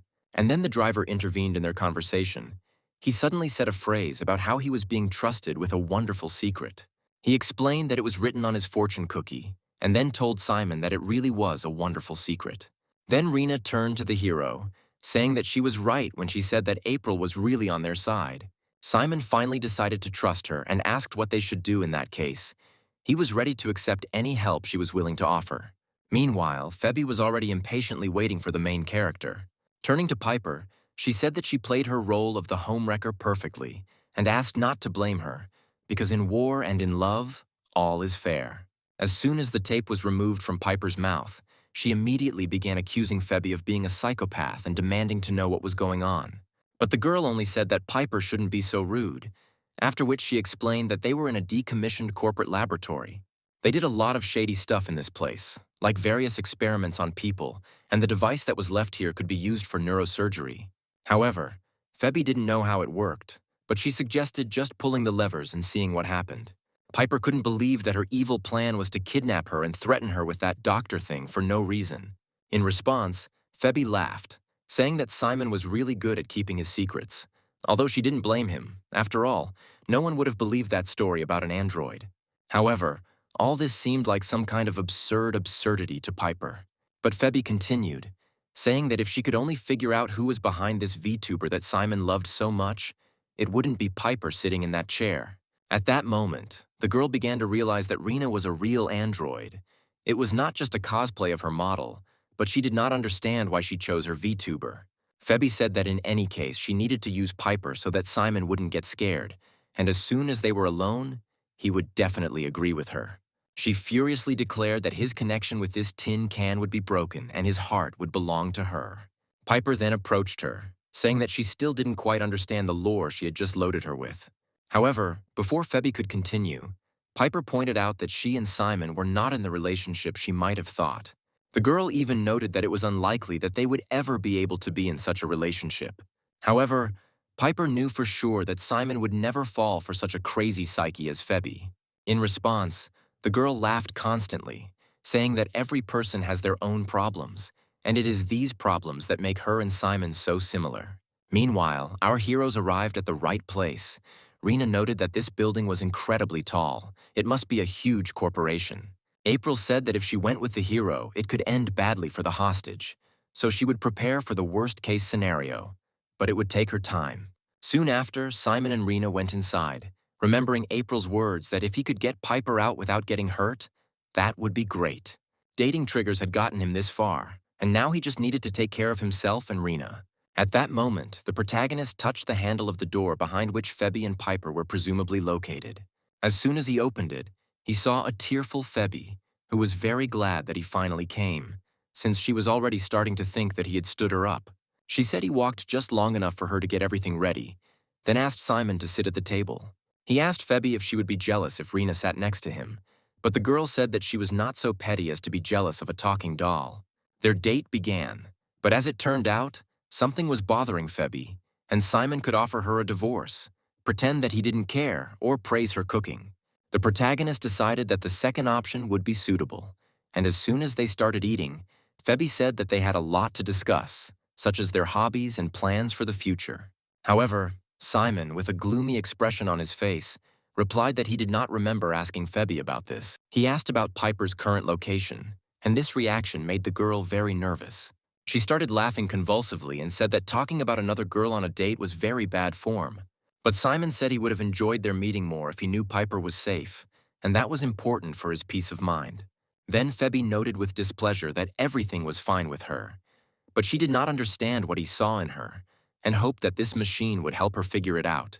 At that moment, the unfortunate barista sat strapped to a strange neurosurgical machine. And then suddenly Phoebe screamed at Simon, telling him to stop looking at the other woman.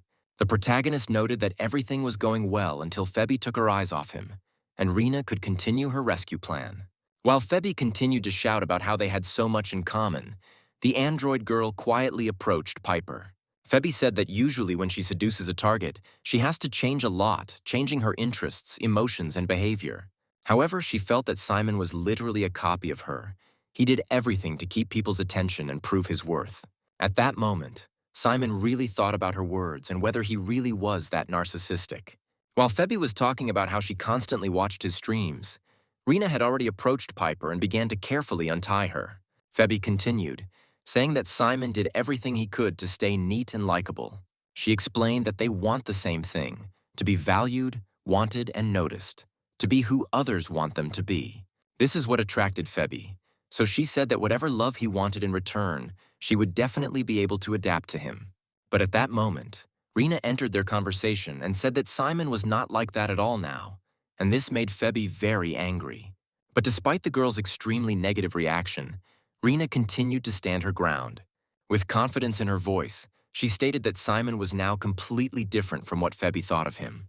She agreed that he is indeed quick to follow trends and sometimes seeks attention in shameful ways. However, Rena stated that Simon never did it for attention. Ultimately, people watched him because he was himself. At this point, Simon decided they needed to end the stealth and decided to just grab Piper and run. However, when he walked towards the girl, a huge table suddenly flew in front of him, which almost knocked him off his feet. The table flew across the room, then broke the window and flew outside. At that moment, the protagonist heard Febby's voice, who was clearly unhappy that he still wasn't looking at her.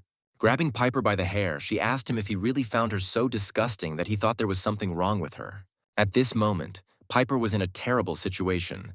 The girl was holding her by the neck so tightly that she could not breathe. Then Febby lifted her off the ground, asking Simon what this girl had that she didn't, and then Simon suggested they discuss it calmly. But Febby did not calm down. She just wanted Simon to be only hers, and she was convinced that he was created exclusively for her. At that moment, the hero realized that he had no other choice, so he reactivated his date with the psychopath, knowing he needed to distract her from Piper. He had three options: strip and beg for forgiveness, take a leap of faith, or pretend he didn't care about Piper. Having decided that option number 2 would be the best, the hero turned to Febby, asking why she thought the depth of his soul was so shallow. In an ingratiating voice, he began to say that he was obliged to compare her divine beauty with this barista in order to admire her even more. He stated that he now clearly saw that they were truly made for each other, and these words clearly made an impression on Febby. Simon then asked her what she thought about it and whether she thought they could overcome their enmity and become lovers. At that moment, the girl's eyes sparkled with delight. She was glad that Simon finally understood what she was talking about. Now she didn't care about Piper at all, and so she unclenched her hand, letting go of her. However, the protagonist did not take into account that they were standing on the edge of the building, and as soon as Piper was released, she began to fall backwards. In an instant, she fell out of the window and flew down from the skyscraper. Without thinking twice, the main character abandoned Febby and ran after his friend. Without a second's hesitation, he jumped out the window after Piper, intending to catch her. He grabbed the girl, hugged her tightly and pressed her to himself, and they flew down together, and Simon thought that it was very original. However, now he understood the situation he had just found himself in. Then they both screamed in horror, realizing that everything had gone wrong and that they were about to crash onto the asphalt. Simon began to think that maybe he had been mistaken and that the leap had not been part of the dating trigger. Despite the words about a leap of faith, they were already prepared for death. But suddenly something unexpected happened. It was as if they fell on something soft. At first they didn't understand what had happened, but it turned out that they hadn't died or even been hurt. A huge trampoline was already waiting for them below, and they landed on it. Piper immediately jumped away from the main character and began asking him if he was okay. As it turned out, it was all April's doing. She managed to set everything up at the very last moment and was glad that Simon trusted her. The hero noted that the girl arrived at the perfect moment, after which he asked Piper if she was injured. But the girl only said that so much had happened in the last few minutes that she needed a couple of minutes alone. Simon immediately shouted that they couldn't just leave because Rena was still inside. But at that moment, the android girl calmly ran out of the building. She was surprised that the date ended the way it did and asked if there would be another date. But Simon doubted it since he was in love with someone else. However, their peace was short-lived, as an enraged Febby followed them and blew out the wall of the building with one blow. The protagonist immediately began to apologize to her, saying that he didn't think anything would work out between them. But it turned out that nothing could calm Febby down. She pointed angrily at Piper, extremely unhappy that he had traded her for such a mediocre girl. Moreover, she pointed to April, suspecting that he was also dating her at the same time. But April had no intention of continuing all this, and asked Febby to pull herself together and stop this scene. But the girl replied that she didn't even want to hear about it, after which she rushed to attack her opponent. She said it was not her place to teach her, after which she called April Little Miss Best Month. Febby declared that all she did was get in her way, take away her sunshine, nullify her efforts, and steal the praise she deserved. At that moment, April turned to Simon and Rena, telling them to grab Piper and get out of here as quickly as possible. After that, she threw 2 tubes of an unknown substance straight towards Febby. She tried to block the attack, but it seemed that everything did not go according to plan. The thing is, there was glue in those flasks, and as soon as it came into contact with Febby's hands, it immediately glued them together. And yet the girl continued to fight. April really irritated her, because everyone always called her the smartest and most useful. She was constantly praised for some absurd things. For example, for not accidentally burning down an orphanage or for always paying taxes. All this was incredibly irritating to Febby, and now her patience was running out. She kicked him, saying she was sick of her and her toys. April was always so serious, even though all she did was hide behind Jen's back. At that moment, the girl suddenly felt a strong pain in her side. The wound to which she had not paid due attention was now making itself felt. Meanwhile, Febby's rage grew, and she declared that compared to a real month like her, April was a complete nonentity.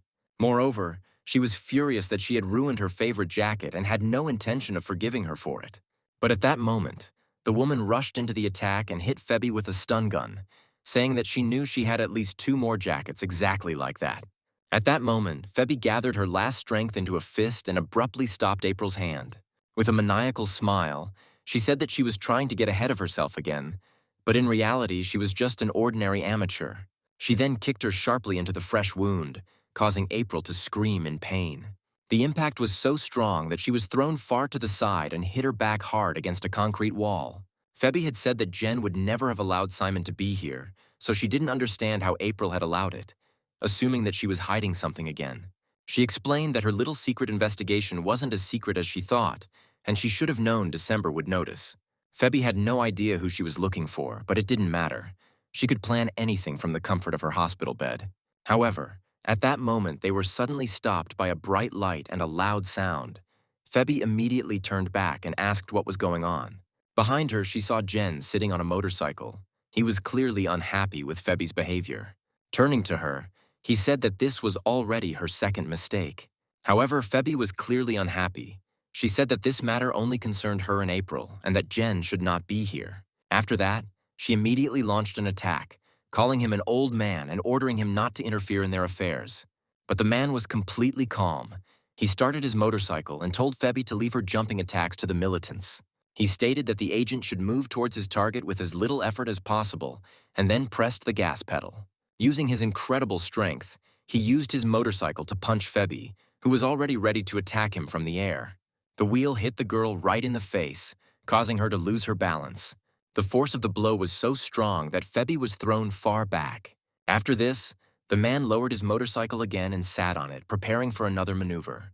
He stood on one wheel and pressed the gas pedal again. At breakneck speed, Jen drove straight in the direction where Febby's body had flown. Moments later, he caught up with her, and before she could even touch the asphalt, grabbed her by the leg. However, he had no intention of saving her at all. Instead, he turned his motorcycle around with renewed vigor and threw Febby somewhere towards the houses. But his punishment did not end there. He again went in the direction where he had just sent the girl. At that moment, Febby herself flew out of someone's window, which shattered from the impact. Left with practically no strength, the girl fell on the asphalt, saying that it was very rough. She asked Jen why he fought so hard, but the man calmly explained that nothing else would have worked on her. However, Febby was not going to give up. Taking advantage of the moment, she took the window frame with the remains of the glass. She threw it towards Jen with all her strength, saying that it hurt a lot. However, not a single muscle moved on the man's face. When the window frame was literally a millimeter from his face, he stopped abruptly. Suddenly, he stuck out his tongue and licked the frame. Watching their fight, the hero asked Rena how Jen knew where to look for them, to which the girl replied that Simon had been chipped. Then he decided to ask the girl how verbose the status in the task trigger usually was. Rena thought for a moment and explained that there are usually 3 to 5 words, but there are different cases. And at that moment, he suddenly pointed to Febby's status, which clearly contained more than 5 words. Seeing this, Rena froze in horror. She calculated that there were only 132 words, which meant that the girl was about to die. The main character himself did not understand how a person could experience so many emotions at the same time. There must be some kind of limit. As expected, Rena's prediction came true. At some point, Febby suddenly stopped and grabbed her head, screaming in pain. However, she quickly came to her senses, laughed, and told Old Man Jen that she could endure this for the rest of her life. After this, she began to provoke the man, saying that all he could do was try to beat her with his bike. However, she was confident that they both knew that she could withstand any blow he could throw at her. And at that moment, she suddenly noticed the main character, who approached her. It seemed like Simon had some kind of plan, but no one around him understood what exactly he was up to. An injured April immediately began to stop him, asking what he wanted to do. Then the hero turned to her and asked her to trust him, saying that now it was his turn to pull her out of trouble. And although he said this with the utmost confidence, he still thought to himself that it seemed to him that the end would soon come. At this point, the system announced the continuation of the date. Simon had 3 options: kiss Febby gently, kiss Febby passionately, or kiss Febby with tongue. All 3 of these options were terrible for Simon. He didn't understand why this system was again giving him options exclusively with kisses. However, Rena explained with delight in her eyes that every ideal date ends with a kiss, and this time the kiss should be lip to lip. At that moment, Febby herself froze in surprise. She still didn't fully believe that Simon had returned to her. She saw with her own eyes how he jumped from the roof, and she already thought that he was dead. The girl suddenly burst into tears, saying that she really thought Simon hated her so much that he was ready to jump off the roof just to avoid being with her. But suddenly the main character approached her, passionately grabbed her and pressed her to himself, saying that he could not hate her. In the most loving voice he could muster, he said that he would try to express it more clearly in the future and would start right now. At that moment, Febby screamed in fear. She was very confused and did not believe that Simon had actually decided to take this step. But instead of answering, the main character leaned towards her and tenderly kissed the girl on the lips. Meanwhile, Jen watched all this from the sidelines. Judging by April's face, she was very stunned by what was happening. At the same time, Piper was very embarrassed, and Rena apparently was unhappy about something. Meanwhile, the kiss between the protagonist and Febby continued. Simon decided to do everything to prove his love to her. Thus, their date ended successfully, and now our heroes could rest easy. Once it was over, Simon finally pulled away from Febby's lips and let out a tired sigh as the kiss had lasted for so long. The girl herself was already on the edge. Her face was flushed, and her spirit seemed to have left her body. While Simon was holding the almost lifeless Febby in his arms, Piper suddenly came up to him and called out to him. Looking at the hero in surprise, she asked what he had gotten himself into. And then an enthusiastic Rena intervened in the conversation, expressing hope that she and Febby would have a second date. Despite this, the protagonist stated that there was no talk of a second date, but at the same time he understood that he needed to somehow explain everything to Piper. Then he looked at her with an awkward grin and asked if she knew what a dating simulator was. When it was all over, the boys finally got into the car and drove home, while Rena thought that the first step had been successfully completed. In the end, Simon had a job and he also went on a date, and in her opinion, it couldn't have been better. However, she suddenly felt that the strange sensations she had recently experienced had suddenly repeated themselves. The moment she defended Simon and yelled at Febby, she felt like there was a fire inside her that she couldn't contain. Then the girl looked at Simon and decided to ask him something. But before she could finish her thought, she saw that the protagonist was already dozing off, and Piper had settled on his shoulder and also fallen asleep. Rena decided not to wake them, but again felt something strange. Even though she was an android, it felt like her mechanical heart had skipped a beat. The girl noted to herself that this time everything was somehow different. Before, her sensations had been large-scale and vivid. However, now they were somehow small and seemingly stuffy. They made her feel very uncomfortable. Unable to contain her feelings, Rena reached out and lightly touched the protagonist's cheek with her fingertips. She moved her hand slightly upward and lightly touched a strand of his hair, adjusting it. But then she jerked her hand away, trying to convince herself that it was just some kind of glitch in her system. Looking out the window, Rena decided that this was just another glitch in the system that she needed to fix. Soon, at the calendar meeting, it was reported that February had failed. April and January had done their job, but the final blow had been dealt by the target itself, and yet the corporation was not fazed. The chairman said that knowing February, she would most likely try her luck again, and they could only hope for less material damage. However, participant number 3 said that this was a waste of time. He wanted those idiots from the corporation to stop wasting their time on this nonsense and kill the kid. Then contestant number 8 said that would deprive them of the funniest missions of all time. But another person responded that she had no style at all. At this point, participant number 10 intervened in the conversation. She was sure that Mart was simply afraid that she wouldn't be able to seduce this guy. At this point, a rather heated argument broke out between the calendar members, and then the chairperson, member number 12, asked November to vacate October's place. She then noted that several members were absent from the meeting. January, February, and April were all absent for obvious reasons. May had the day off, but it was unclear what was wrong with July. June said she was at her part-time job at a mattress store in the mall and had been uninvolved so far. Then December turned to everyone else, saying that she had heard their complaints and suggestions, but they would still proceed according to the plan. After that, she turned to the others and asked if they had anything they wanted to tell her, but no one had any ideas. This suited December just fine, and she said that as soon as the opportunity arose, they would be able to prove themselves in this hunt in any way they could. The woman also noted that if April and January interfered, they would be able to see what Rena and her Mr. Knight were truly capable of. Meanwhile, the android girl stated that since Simon had successfully gotten the job, he had completed the first step of his plan to return. However, the hero himself was horrified. He said that it was as if his soul had been sucked out of him and he practically saw the light at the end of the tunnel. But Rena was not discouraged. She declared that this meant that the time had come for the second step, after which they headed to the shopping center. The main character assumed that his new date would have something to do with shopping. The girl explained that he needed to update his wardrobe, since her research showed that people judge a person by their clothes.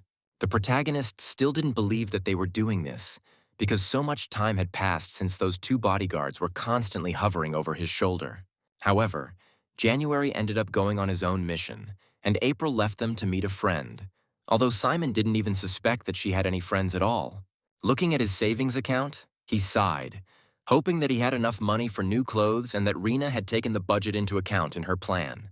However, realizing that he was ready to give all the money in the world for a date with Rena, he immediately ran through the shopping center, grabbing the girl by the hand. Simon was ready to start over with a clean slate so that no one would see him as a disappointment anymore. And instead, he would appear to the world as a completely new Simon. Meanwhile, the boys didn't even suspect that someone was watching them from around the corner. As it turned out, it was none other than February. She was undercover and was now furious because Simon went clothes shopping and did not invite her. Meanwhile, he and Rena were already in the clothing store, and the main character tried on a white shirt and trousers, but the girl said that it was too simple. When he tried on a black coat, cropped jeans, and a hat, she noted that it was now too flashy. He then tried on some strange costume, more like an adventurer's costume, and Rena immediately noted that it looked strange. After that, it was her turn, and the first thing she tried on was a white knee-length dress, and Simon immediately noted that she looked amazing. When she tried on a more formal option, namely a white shirt and skirt, Simon again could not contain his emotions and said that she looked great. Finally, Rena tried on a futuristic costume, and for the main character, this look was a real winner among all. He was so overwhelmed with emotion that the system announced the start of a date with some strangers. But despite all of Rena's persuasion, Simon refused. Afterwards, they headed to a toy store where Simon found his limited edition toys, which were currently on sale at a 90% discount. Then they went to the vibrating chairs with Rena to relax a little. And apparently, Simon relaxed so much that he began to make some strange sounds, which greatly embarrassed Rena. But as soon as the android girl sat down in such a chair, she understood why it made such sounds. After that, the guys went to the tech store to look at new monitors. They were so bright that Simon felt like he was blushing while looking at them, and Rena called it a picture and a crust. After that, they headed to a cafe. But looking at his empty wallet, Simon realized that this would no longer fit into his budget. Instead, he suggested that Rena go to a cheaper place and order a hot dog. After that, they went to the hairdresser, where Simon got a very unusual haircut. Rena also picked out a new hairstyle for herself and even liked how she looked with short hair. As the boys walked further through the mall, she saw a cleaning robot there, and Simon was surprised that they could talk to each other. The girl then pointed to the drink machine and said that maybe he was also looking for a relationship, but Simon asked her not to even remind him about it. Then they walked further down the corridors of the shopping center. And at that moment, they suddenly passed by the window of a store, and something made the main character stop. When he looked closer, he saw that a very beautiful necklace with an iridescent star was being sold there. Soon after, the guys headed to karaoke, where Rina performed an incredible hit. The hero immediately began to praise her, saying that she sang simply perfectly, and the girl was very happy with such words. Simon said it was even better than perfect, as if the singer herself were singing it. Then he asked her if she could sing the same thing, but with her own voice, he was sure that she would sound just wonderful. However, at that moment, Rina suddenly became sad and noted that she had never tried to sing anything with her own voice before. Moreover, she didn't even understand what it meant. Soon, their so-called date was coming to an end. The hero noted that they not only picked out clothes for him, but also managed to fit into a limited budget. He also couldn't help but note that he had had a very fun day today. For the main character, a date with Rina was like a dream come true, so he couldn't help but rejoice. The girl herself said that she had never been to a shopping mall and was surprised that there could be so many interesting things in one place. She said she would cherish this memory forever, but she wondered if the feelings she had experienced today would stay with her too.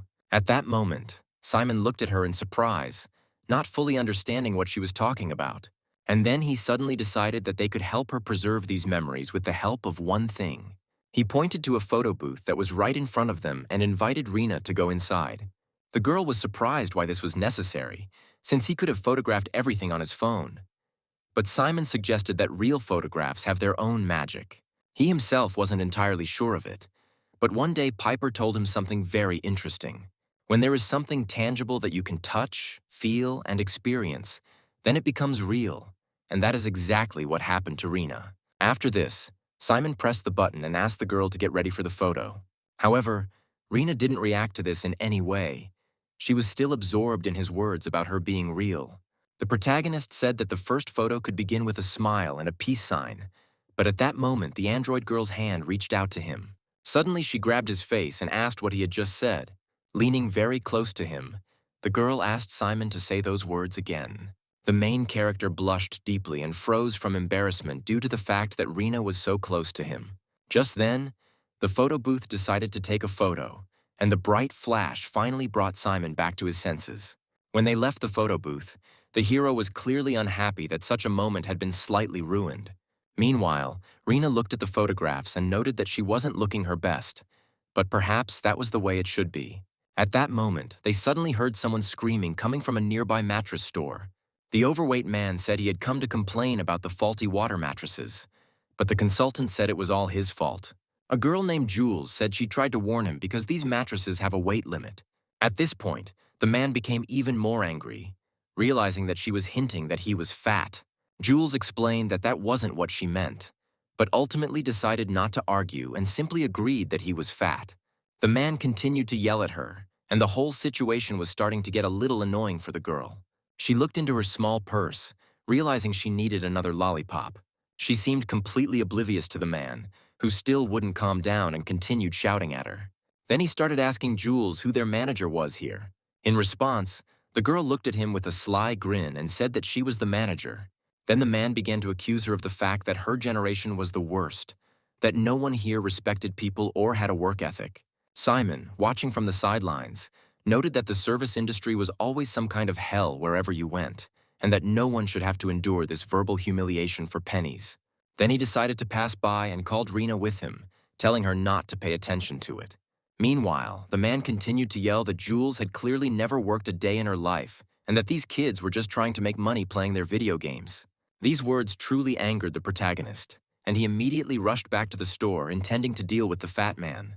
But because he forgot that his dating system was activated by excessive emotions, he found himself in a bad situation again. While he was trying to start an argument with the man, explaining to him that streaming is also difficult, the system informed him about the start of another date.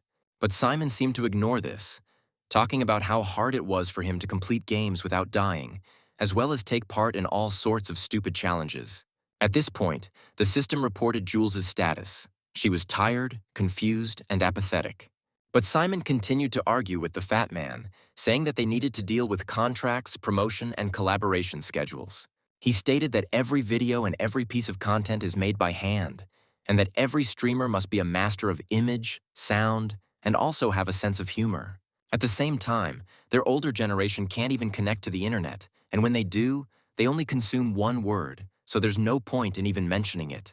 It seemed that the man was so frightened by the protagonist's pressure that he simply decided to run away from the store. Simon then apologized to Jules for getting a little carried away and explained that his girlfriend was a proponent of customers not bad-mouthing employees.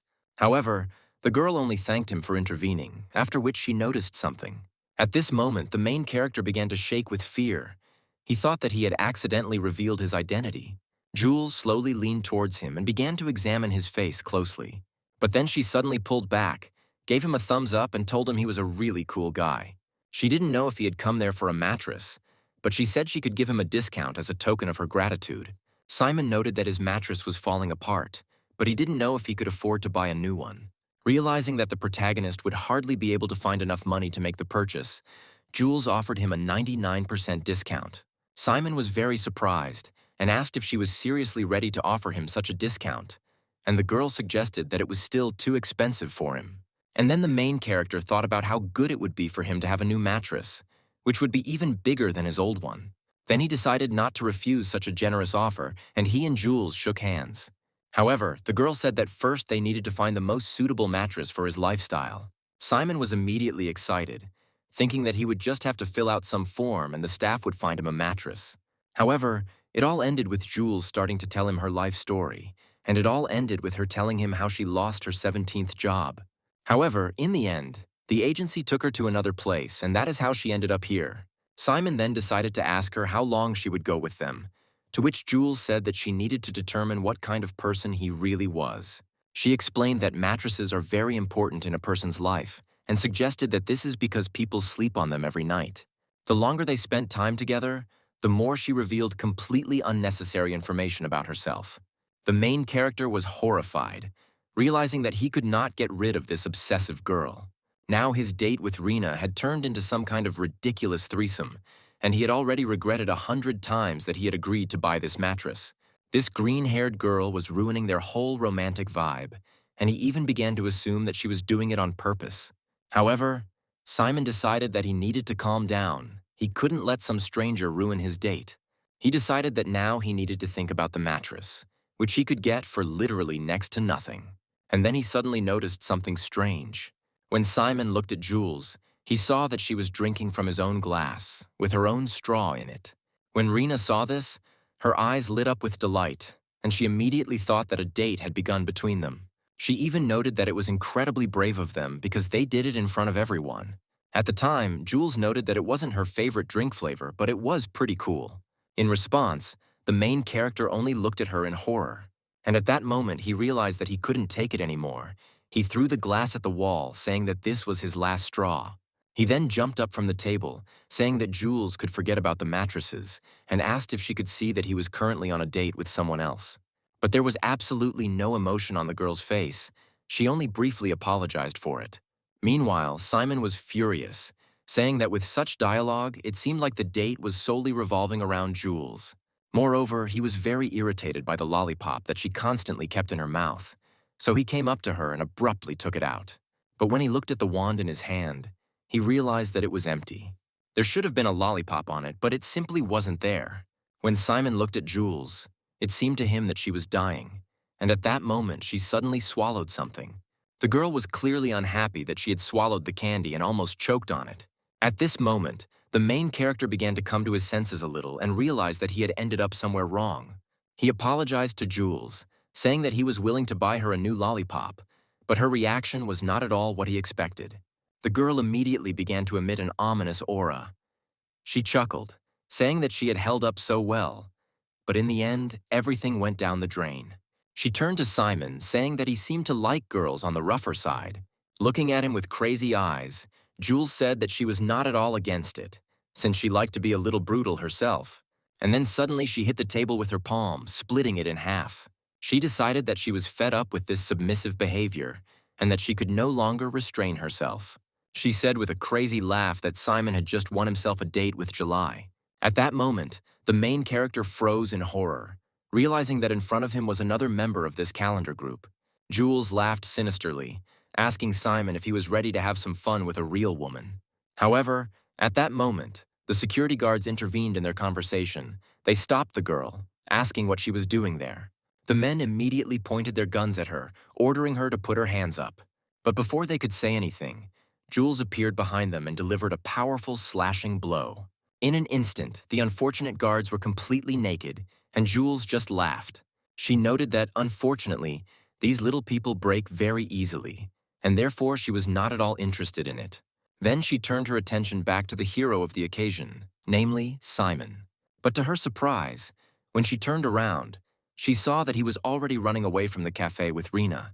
The android girl seemed unaware of the danger at hand, asking why they were running away from their date, to which Simon replied that they were more likely running away from his funeral.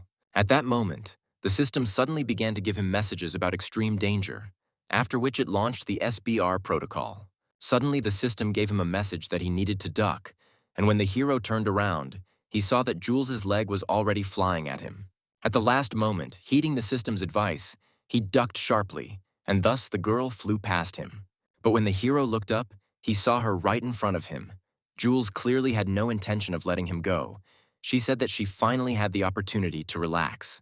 She yelled at Simon, asking if he knew how bad it was to work in the service industry, and that he was pretty good until he started to annoy her as much as everyone else.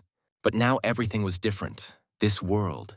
This was her rage room, and Simon, her date, and it was all real. Therefore, the girl stated that from now on he should be careful not to upset her. Meanwhile, ordinary shoppers in the stores were puzzled as to what was going on in the shopping center. Simon was trying his best to get away from Jules while the madwoman was chasing after him, and Rena was running after him. At some point, the main character felt that the steps behind him seemed to be getting louder. And then the system suddenly gave him another warning that he needed to roll. Realizing that this was his only salvation, he immediately did as the system told him to and rolled between the toy boxes. This way, he was able to avoid a blow from Jules, which ended up hitting the stand with his photo. Then, at the system's request, he jumped over the bakery counters, which greatly frightened the poor bakery workers. A moment later, Jules fell onto the counter, her weight shattering all the glass shelves. And although she was very absorbed in the chase, she suddenly smelled a very pleasant smell of baking. The girl immediately began looking around in search of her favorite biscuits. In front of her, she saw a small cake, but unfortunately, it was already stuffed with pieces of broken glass.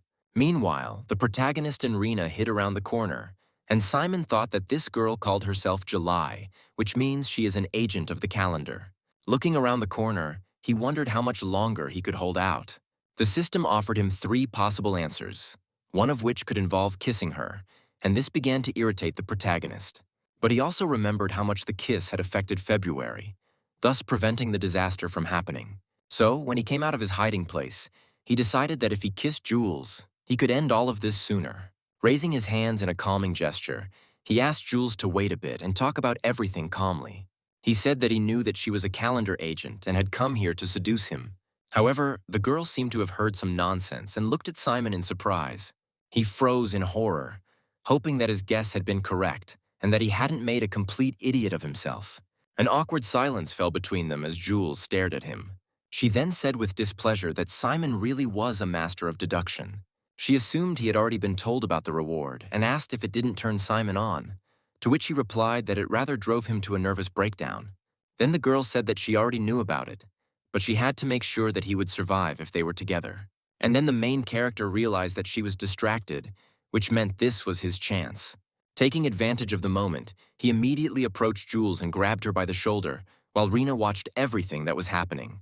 Simon gently hugged the girl around the waist, and with his other hand grabbed her legs, while Jules herself was perplexed. After that, he leaned towards her and gently kissed her on the lips. Jules herself didn't respond to this in any way, she just looked at Simon with a stony face. Meanwhile, Rena was happy. It was another kiss on the first date, and she was glad that Simon didn't stop kissing. However, she asked him to remember that he also had other options. At that moment, Simon froze, moving away from Jules and really hoping that his plan had worked. The girl was still in a daze, not knowing how to react to such a gesture. However, then she suddenly grinned slyly, and an unkind glint flashed in her eyes. Taking advantage of Simon's confusion, she immediately seized the initiative, grabbed him by the waist, and bent him over the ground. Looking at him with wild eyes, Jules asked if that was all he could do. Without giving the protagonist a chance to respond, she leaned towards him and forcefully kissed him on the lips. Jules didn't stop there and decided that this kiss should include tongue. Soon after, she pulled away from Simon and sighed contentedly. Then, with a sly grin, she asked the protagonist if it was true that this was his first kiss with tongue. Simon jerked away from her, shaking with terror, and then he realized that this strategy hadn't worked on Jules. The girl explained that she is not as simple as Febby, and that immediately jumping in with kisses is not a solution to all problems, and also added that this is generally considered harassment. At that moment, Rena realized that her charges were in danger and decided to save him. She grabbed his hand and pulled him away, saying that it was okay if the kiss failed, but now they needed to run around a little more. At that moment, the protagonist's phone suddenly started ringing, and as it turned out, it was April. Stopping behind a column, Simon decided to catch his breath and answered the call, saying that what he was about to say might sound crazy.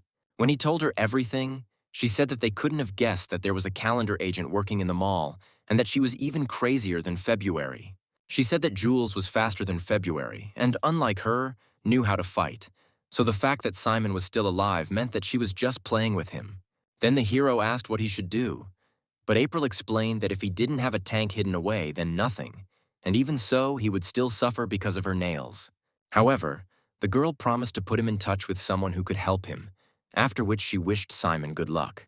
Before the main character had time to answer, the girl had already hung up, and then the system again gave him a notification that he needed to hide immediately. Before Simon could do so, he looked in horror as the column he was hiding behind was literally cut to pieces. As soon as the boulders scattered, he saw Jules in front of him again, enveloped in an ominous aura. However, she did not see either Simon or Rena in front of her, and she was already beginning to be filled with anger, since she did not understand where these scoundrels had gone. As it turned out, the guys took advantage of the moment and hid in the photo booth. Simon hoped that Rena would have some kind of idea, but the girl couldn't offer anything other than a date. At that moment, their phone suddenly rang and a strange woman approached them, saying that she had a couple of ideas. Rena immediately greeted her, and the woman said that she was very glad to see them face to face, calling them her little lab rats. With a sly grin, she said that Agent August had arrived at their service, noting that it was at the request of a certain birdie. She explained that April had told her everything honestly, even though she had tried so hard to put July into a trance. After what the corporation had done to her, it was far from easy, and August would have teamed up with them if she hadn't been literally killed for it. Simon then asked her what she meant by August putting her into a trance, and the woman explained that this was her specialty. She did this in order to make something more sweet and pleasant out of the individual he was currently messing with. And it was in this state that he met her for the first time. August explained that all Jules needed to do to calm down was suck on a lollipop, adding that it looked quite hilarious, but it was all thanks to her hypnosis. This makes her much easier to control, and luckily her lollipops are particularly long-lasting, but when stressed, she still swallows them whole. Then August asked how it happened that she swallowed her lollipop, but the heroes replied that even for them it remained a mystery. Finally, the woman said that he either needed to get Jules a lollipop or wear her out somehow, but the latter option would take about 2 or 3 days. Finally, she wished him good luck and told him not to die prematurely, after which she said goodbye to him. At that moment, the boys suddenly heard the photo booth canvas behind them begin to tear into pieces. A moment later, Jules' face was sticking out from there, asking if they really needed her photo so they wouldn't forget about her.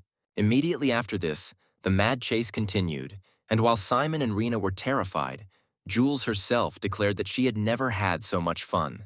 She cried out joyfully that no one had ever been able to hold out for so long. She then added that this was the place where everyone always broke down, but she still hoped that Simon would be able to stand firm. At that moment, the protagonist realized that he no longer had the ability to resist. As he saw Jules' claws approaching him, he mentally apologized to Rena for screwing up like that in front of her. At that moment, the android girl suddenly felt strange sensations. She seemed to be shaking, her mouth was dry, and it seemed to her that she could not breathe. She was overcome with horror at the realization that Simon could die right now. Moments when they had such a fun time together began to appear in her head. She remembered that fun shift at the coffee shop, which they spent from start to finish together. She also remembered what happened today in the photo booth when Simon said she was real. And at that moment, the system reported that the installation was complete and SBR dates were enabled. The protagonist saw another answer option in front of him. He could propose to Jules right now. Realizing that this was his only chance for salvation, he immediately dropped to one knee in front of the girl, causing her to stop in surprise. Now he was being asked to take a leap and hug her, and even though Simon cursed all these dating triggers, he knew he had no choice. He immediately rushed forward and hugged Jules, hoping that at least this would save him from death. When the protagonist's arms wrapped around the girl's waist, she froze for a moment. She then laughed, saying that Simon really could do anything if he wanted to, and that she had been right to think he was special. The next moment they fell and took with them a huge stand with various lollipops. The hero understood that this was his only chance, and he needed to grab the lollipop as quickly as possible and put it in Jules' mouth. However, the girl stopped him by knocking the candy right out of his hands and said that she was not going to back down yet, especially when the fun had begun. Watching the lollipop spinning in the air, Simon froze, wondering what he should do now. And then the system suggested that he spin Jules around in a dance. Realizing he had no other choice, the protagonist decided to trust the simulator and grabbed the girl's hand, then spun her around. A real dance began between them, with various swings, turns, and promenades. Then Simon's gaze caught the lollipop flying past again, but he still didn't know how to catch it. Then the system suggested that he perform a tango element and bend over. But Jules herself had already started to get angry again, saying that she was tired of it. But Simon didn't listen to her and instead grabbed her tightly by the waist. On the system's advice, he performed a bend, holding the girl firmly above the ground. While she was busy making fun of him again, Simon tried to feel the lollipop flying above them with his hand. In the end, he managed to catch the candy with his teeth. Taking advantage of the moment, he leaned over sharply and stuck the candy right into the green-haired girl's mouth.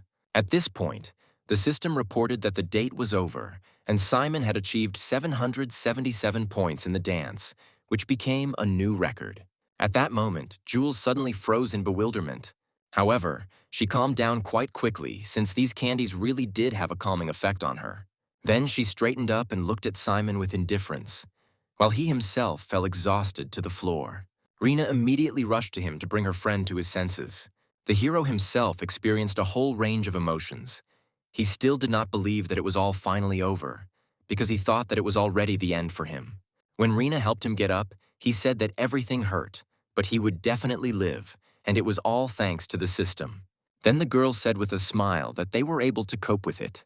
And then suddenly Jules squatted down and turned to the main character. She said it had all been quite fun. She hadn't had the chance to relax like that for a long time, so she thanked Simon.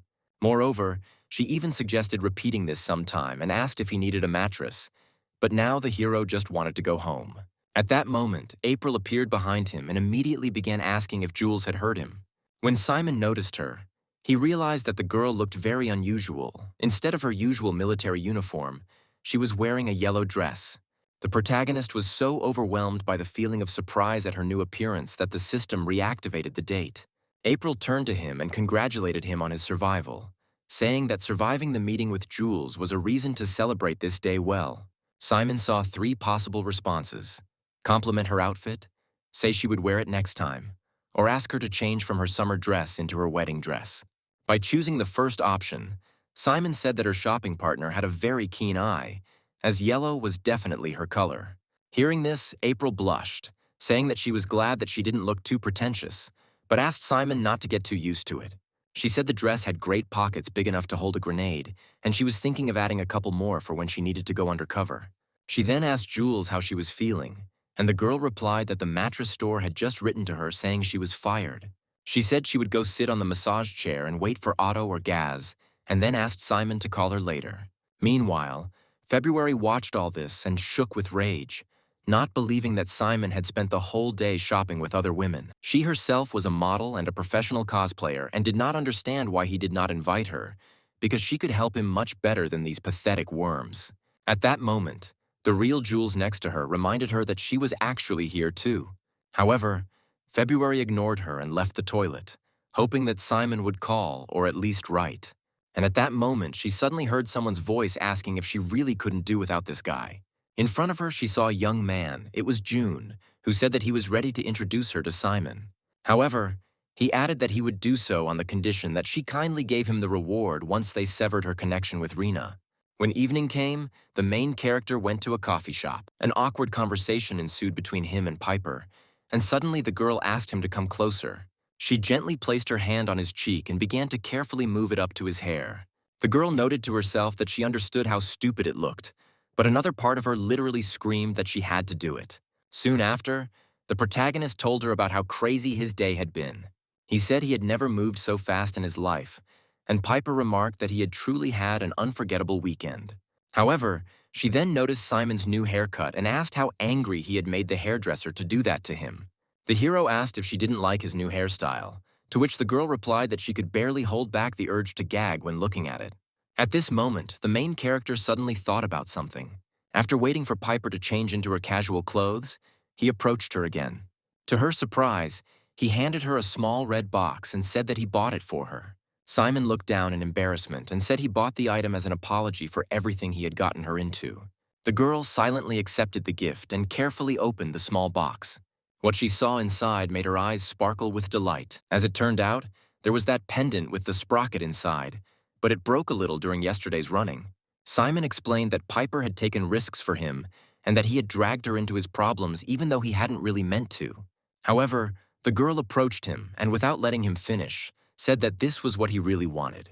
She explained that she was talking about the dating simulator and, in particular, about Rena. She stated that in reality he had chosen all of this himself. At that moment, Simon froze, not fully understanding what exactly she meant. Piper explained that she still didn't fully understand what he'd gotten himself into, but apparently he didn't realize it himself either. However, as strange as it may sound, it seemed to her that all this was helping him. Piper admitted to herself that Rena was indeed helping him cope with everything that was happening. So she asked Simon to simply promise that he would try to avoid situations where his life hung in the balance. As it turned out, she gave him the broken piece of the pendant and reminded him that he also couldn't miss shifts at work. Piper also said that if she asked him to show her the other half of his apology gift, she hoped it would be safe and sound.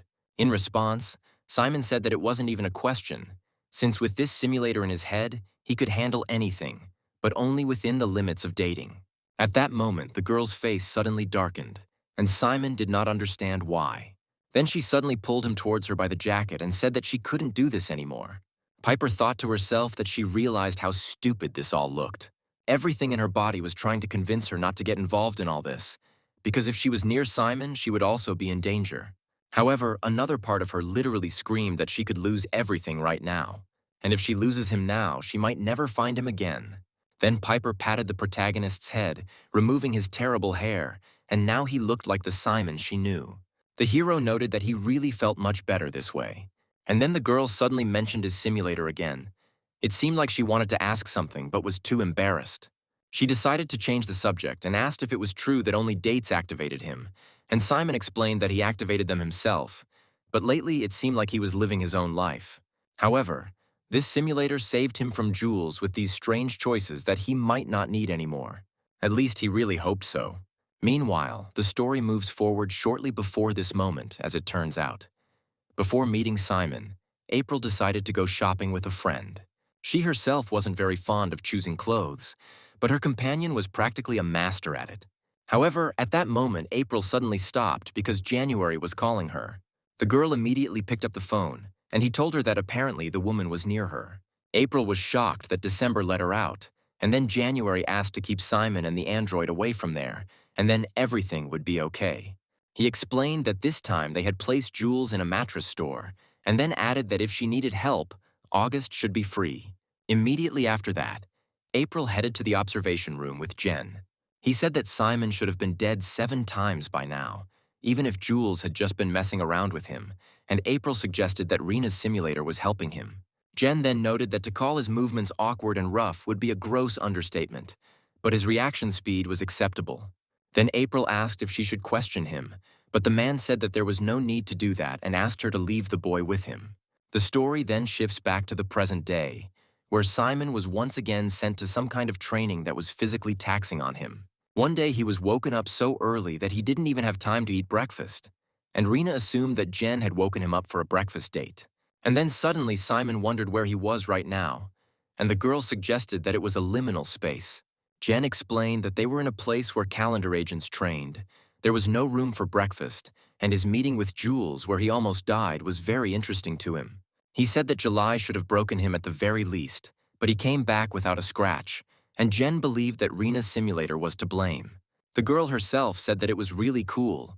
The date was heading for a bad ending, but then everything turned out for the better, and now she called it a SBR date. Jen explained that this so-called SBR date saved Simon's life, and that it was partly his work. Then he pressed some buttons and said that they would have to use it. Anything that keeps Simon alive is necessary, and anything that is used ineffectively is a waste.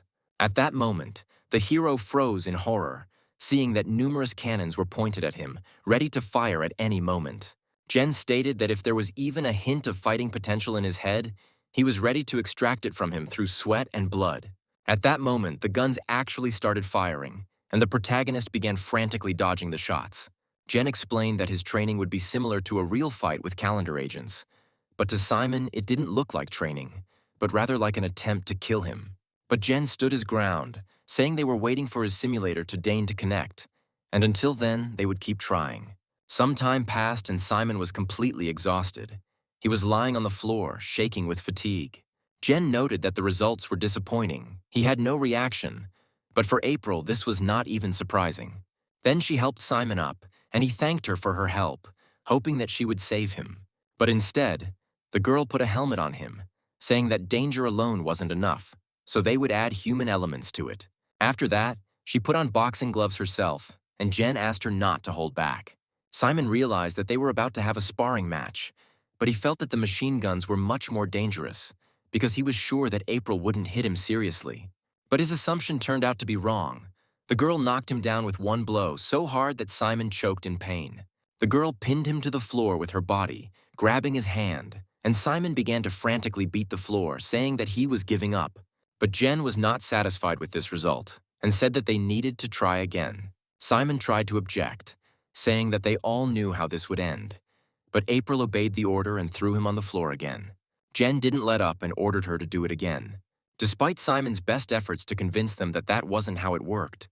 No one listened to him. After that, the man said that they needed to try again. April whispered to the hero that if she had given it her all, he would have died long ago. Moreover, she spoke out against weapons testing. The hero then asked her what their clever plan was, since so far they had simply beaten him mercilessly. Then the girl tightened her grip again and pressed Simon even tighter to herself. Their bodies were so close to each other that a blush suddenly appeared on the protagonist's face. Then April whispered in his ear, saying that she was still thinking about that kiss. As soon as she said this, Simon's eyes suddenly lit up, and the system notified him that the date had started. He turned to the girl and asked her in bewilderment what she was talking about. He saw 3 possible answers before him, 2 of which would lead to further conversation, and if he chose the third option, he would simply start stuttering. At that moment, April pulled away from him sharply, asking if there was a dating system in place, and the hero confirmed it. She then turned to Jen, saying that she felt like the emergency protocol couldn't be activated under these conditions. Hearing this, Simon was delighted, thinking that April really had a heart. She said they needed to wait for further results and then compare them, but Jen said they had one last test left that only he could do. He told Simon that meeting July was tantamount to death, but here he was faced with only a couple of scratches and apparently did not sense the danger strongly enough. So the man said that what he was about to do was to make him feel the danger. Simon asked the man with fear in his voice what he was going to do. He hoped until the very end that Jen was just joking and that this was all part of their training, but he declared that it was time to die. At that moment, both Simon and Rena realized that January was deadly serious. His body was enveloped in an ominous aura that literally trampled the protagonist into the floor. Realizing that the man was going to kill him, he immediately ran away, and the system again began to give him danger messages. She ordered him to run like crazy, and Simon had no other choice, so he obeyed. However, Jen caught up with him pretty quickly, and then the system ordered him to turn left. Managing to do this in time, Simon was able to dodge the punch that was heading straight for him. However, the shockwave from such a strong blow was so strong that he was still thrown aside. Still, Simon felt more confident, knowing that if he kept listening to the system, he could handle this guy. However, he immediately took advantage of his momentary confusion and appeared behind him, grabbing the hero tightly by the neck. At this point, Simon became truly scared and took a while to catch his breath. Jen praised him, saying that he now felt a real intent to kill him and that it most likely would not be his last time. He also said that Rena's simulator was quite impressive, but it was not perfect, and Simon's current physical abilities did not allow him to fully develop. However, he said that he just needed to start from the base and work from there, and that he and April would take turns training him from the next day. Finally, he once again praised the main character for his good work and for the fact that he was able to survive. As soon as it was all over, Simon immediately threw himself into Rena's arms, saying that his heart was literally jumping out of his chest from fear. He then cast a disgruntled glance at April, who had not helped him in any way, to which the girl replied that Jen was actually on his side. Simon acted as if he had never done any sports before. She also said that if he thought it was hard, he should try her workout program, and then he would realize how much stricter Jen was with her and Febby. Simon pointed out that Febby ended up like this because of him, but April explained that it wasn't their fault. It was all her emotions and what she had to deal with. However, she asked Simon to believe that Jen actually cared about them and even praised him for his excellent work. When he trained April herself, she never heard a single good word from him. He was cold, and she always felt a certain distance between them. She assumed it was because Jen was always the best at everything. Simon said that she did not deserve to be treated like that, and although the girl had a different opinion, she still thanked him for such words. At that moment, the hero's phone literally started to explode with numerous notifications. When he looked at the screen, he realized that he had not set the reminder for himself in vain. As it turned out, he managed to buy tickets in time for a meeting with Rena, which will take place this weekend. At that moment, the android girl suddenly spoke up, not understanding why Simon was talking about Rena when she herself was here. Then the main character explained that he meant the real Rena. As soon as the android girl heard this, she suddenly began to feel sad. She managed to smile, though, saying that if he went to this meeting, he might get triggered for a date again. The long-awaited weekend soon arrived, and a huge crowd of people came to the event to meet their favorite VTubers. There were a lot of people who came in cosplay. As expected, most people gathered at the stand where Rena was supposed to be. There were a lot of people there who wanted to take pictures with her. Meanwhile, Piper had put on a special suit in preparation for the meeting. She knew no one would see her, but she still felt nervous being there in person. She could have done all this from home, but people came here to see Rena, and she wanted to make every effort to do so. Then she carefully peered out from behind the screen and began to look for the one she was waiting for most of all. Piper was sure that if Simon were in her place, he would have done exactly the same thing. Meanwhile, the main character's companion also came to the meeting. Jen addressed the boys, asking them how this meeting would help with their mission. He said that streamers attend such meetings all the time, and it can practically be called a business meeting. His eyes were dazzled by how many things there were connected with his beloved Rena. Jen remarked that he thought the guy was the easiest mark of them all, but April suggested that it was part of his charm. Watching the action through cameras, she said she would be on the lookout for threats, but such a large crowd made things more difficult. Moreover, there were a lot of security guards at the event, and people with weapons were not allowed in, so Jen himself was unarmed. Moreover, Simon and Rena also came here undercover, since otherwise the main character would have simply been attacked by fans wanting to take pictures with him. Jen said that as soon as Simon finished talking to this 2D girl he had parasocial feelings for, he would immediately drag him out of here. At this moment, a small group of people had already gathered around him, who were very frightened by his height and muscles. However, suddenly he saw in front of him a little boy who was not at all frightened by his appearance.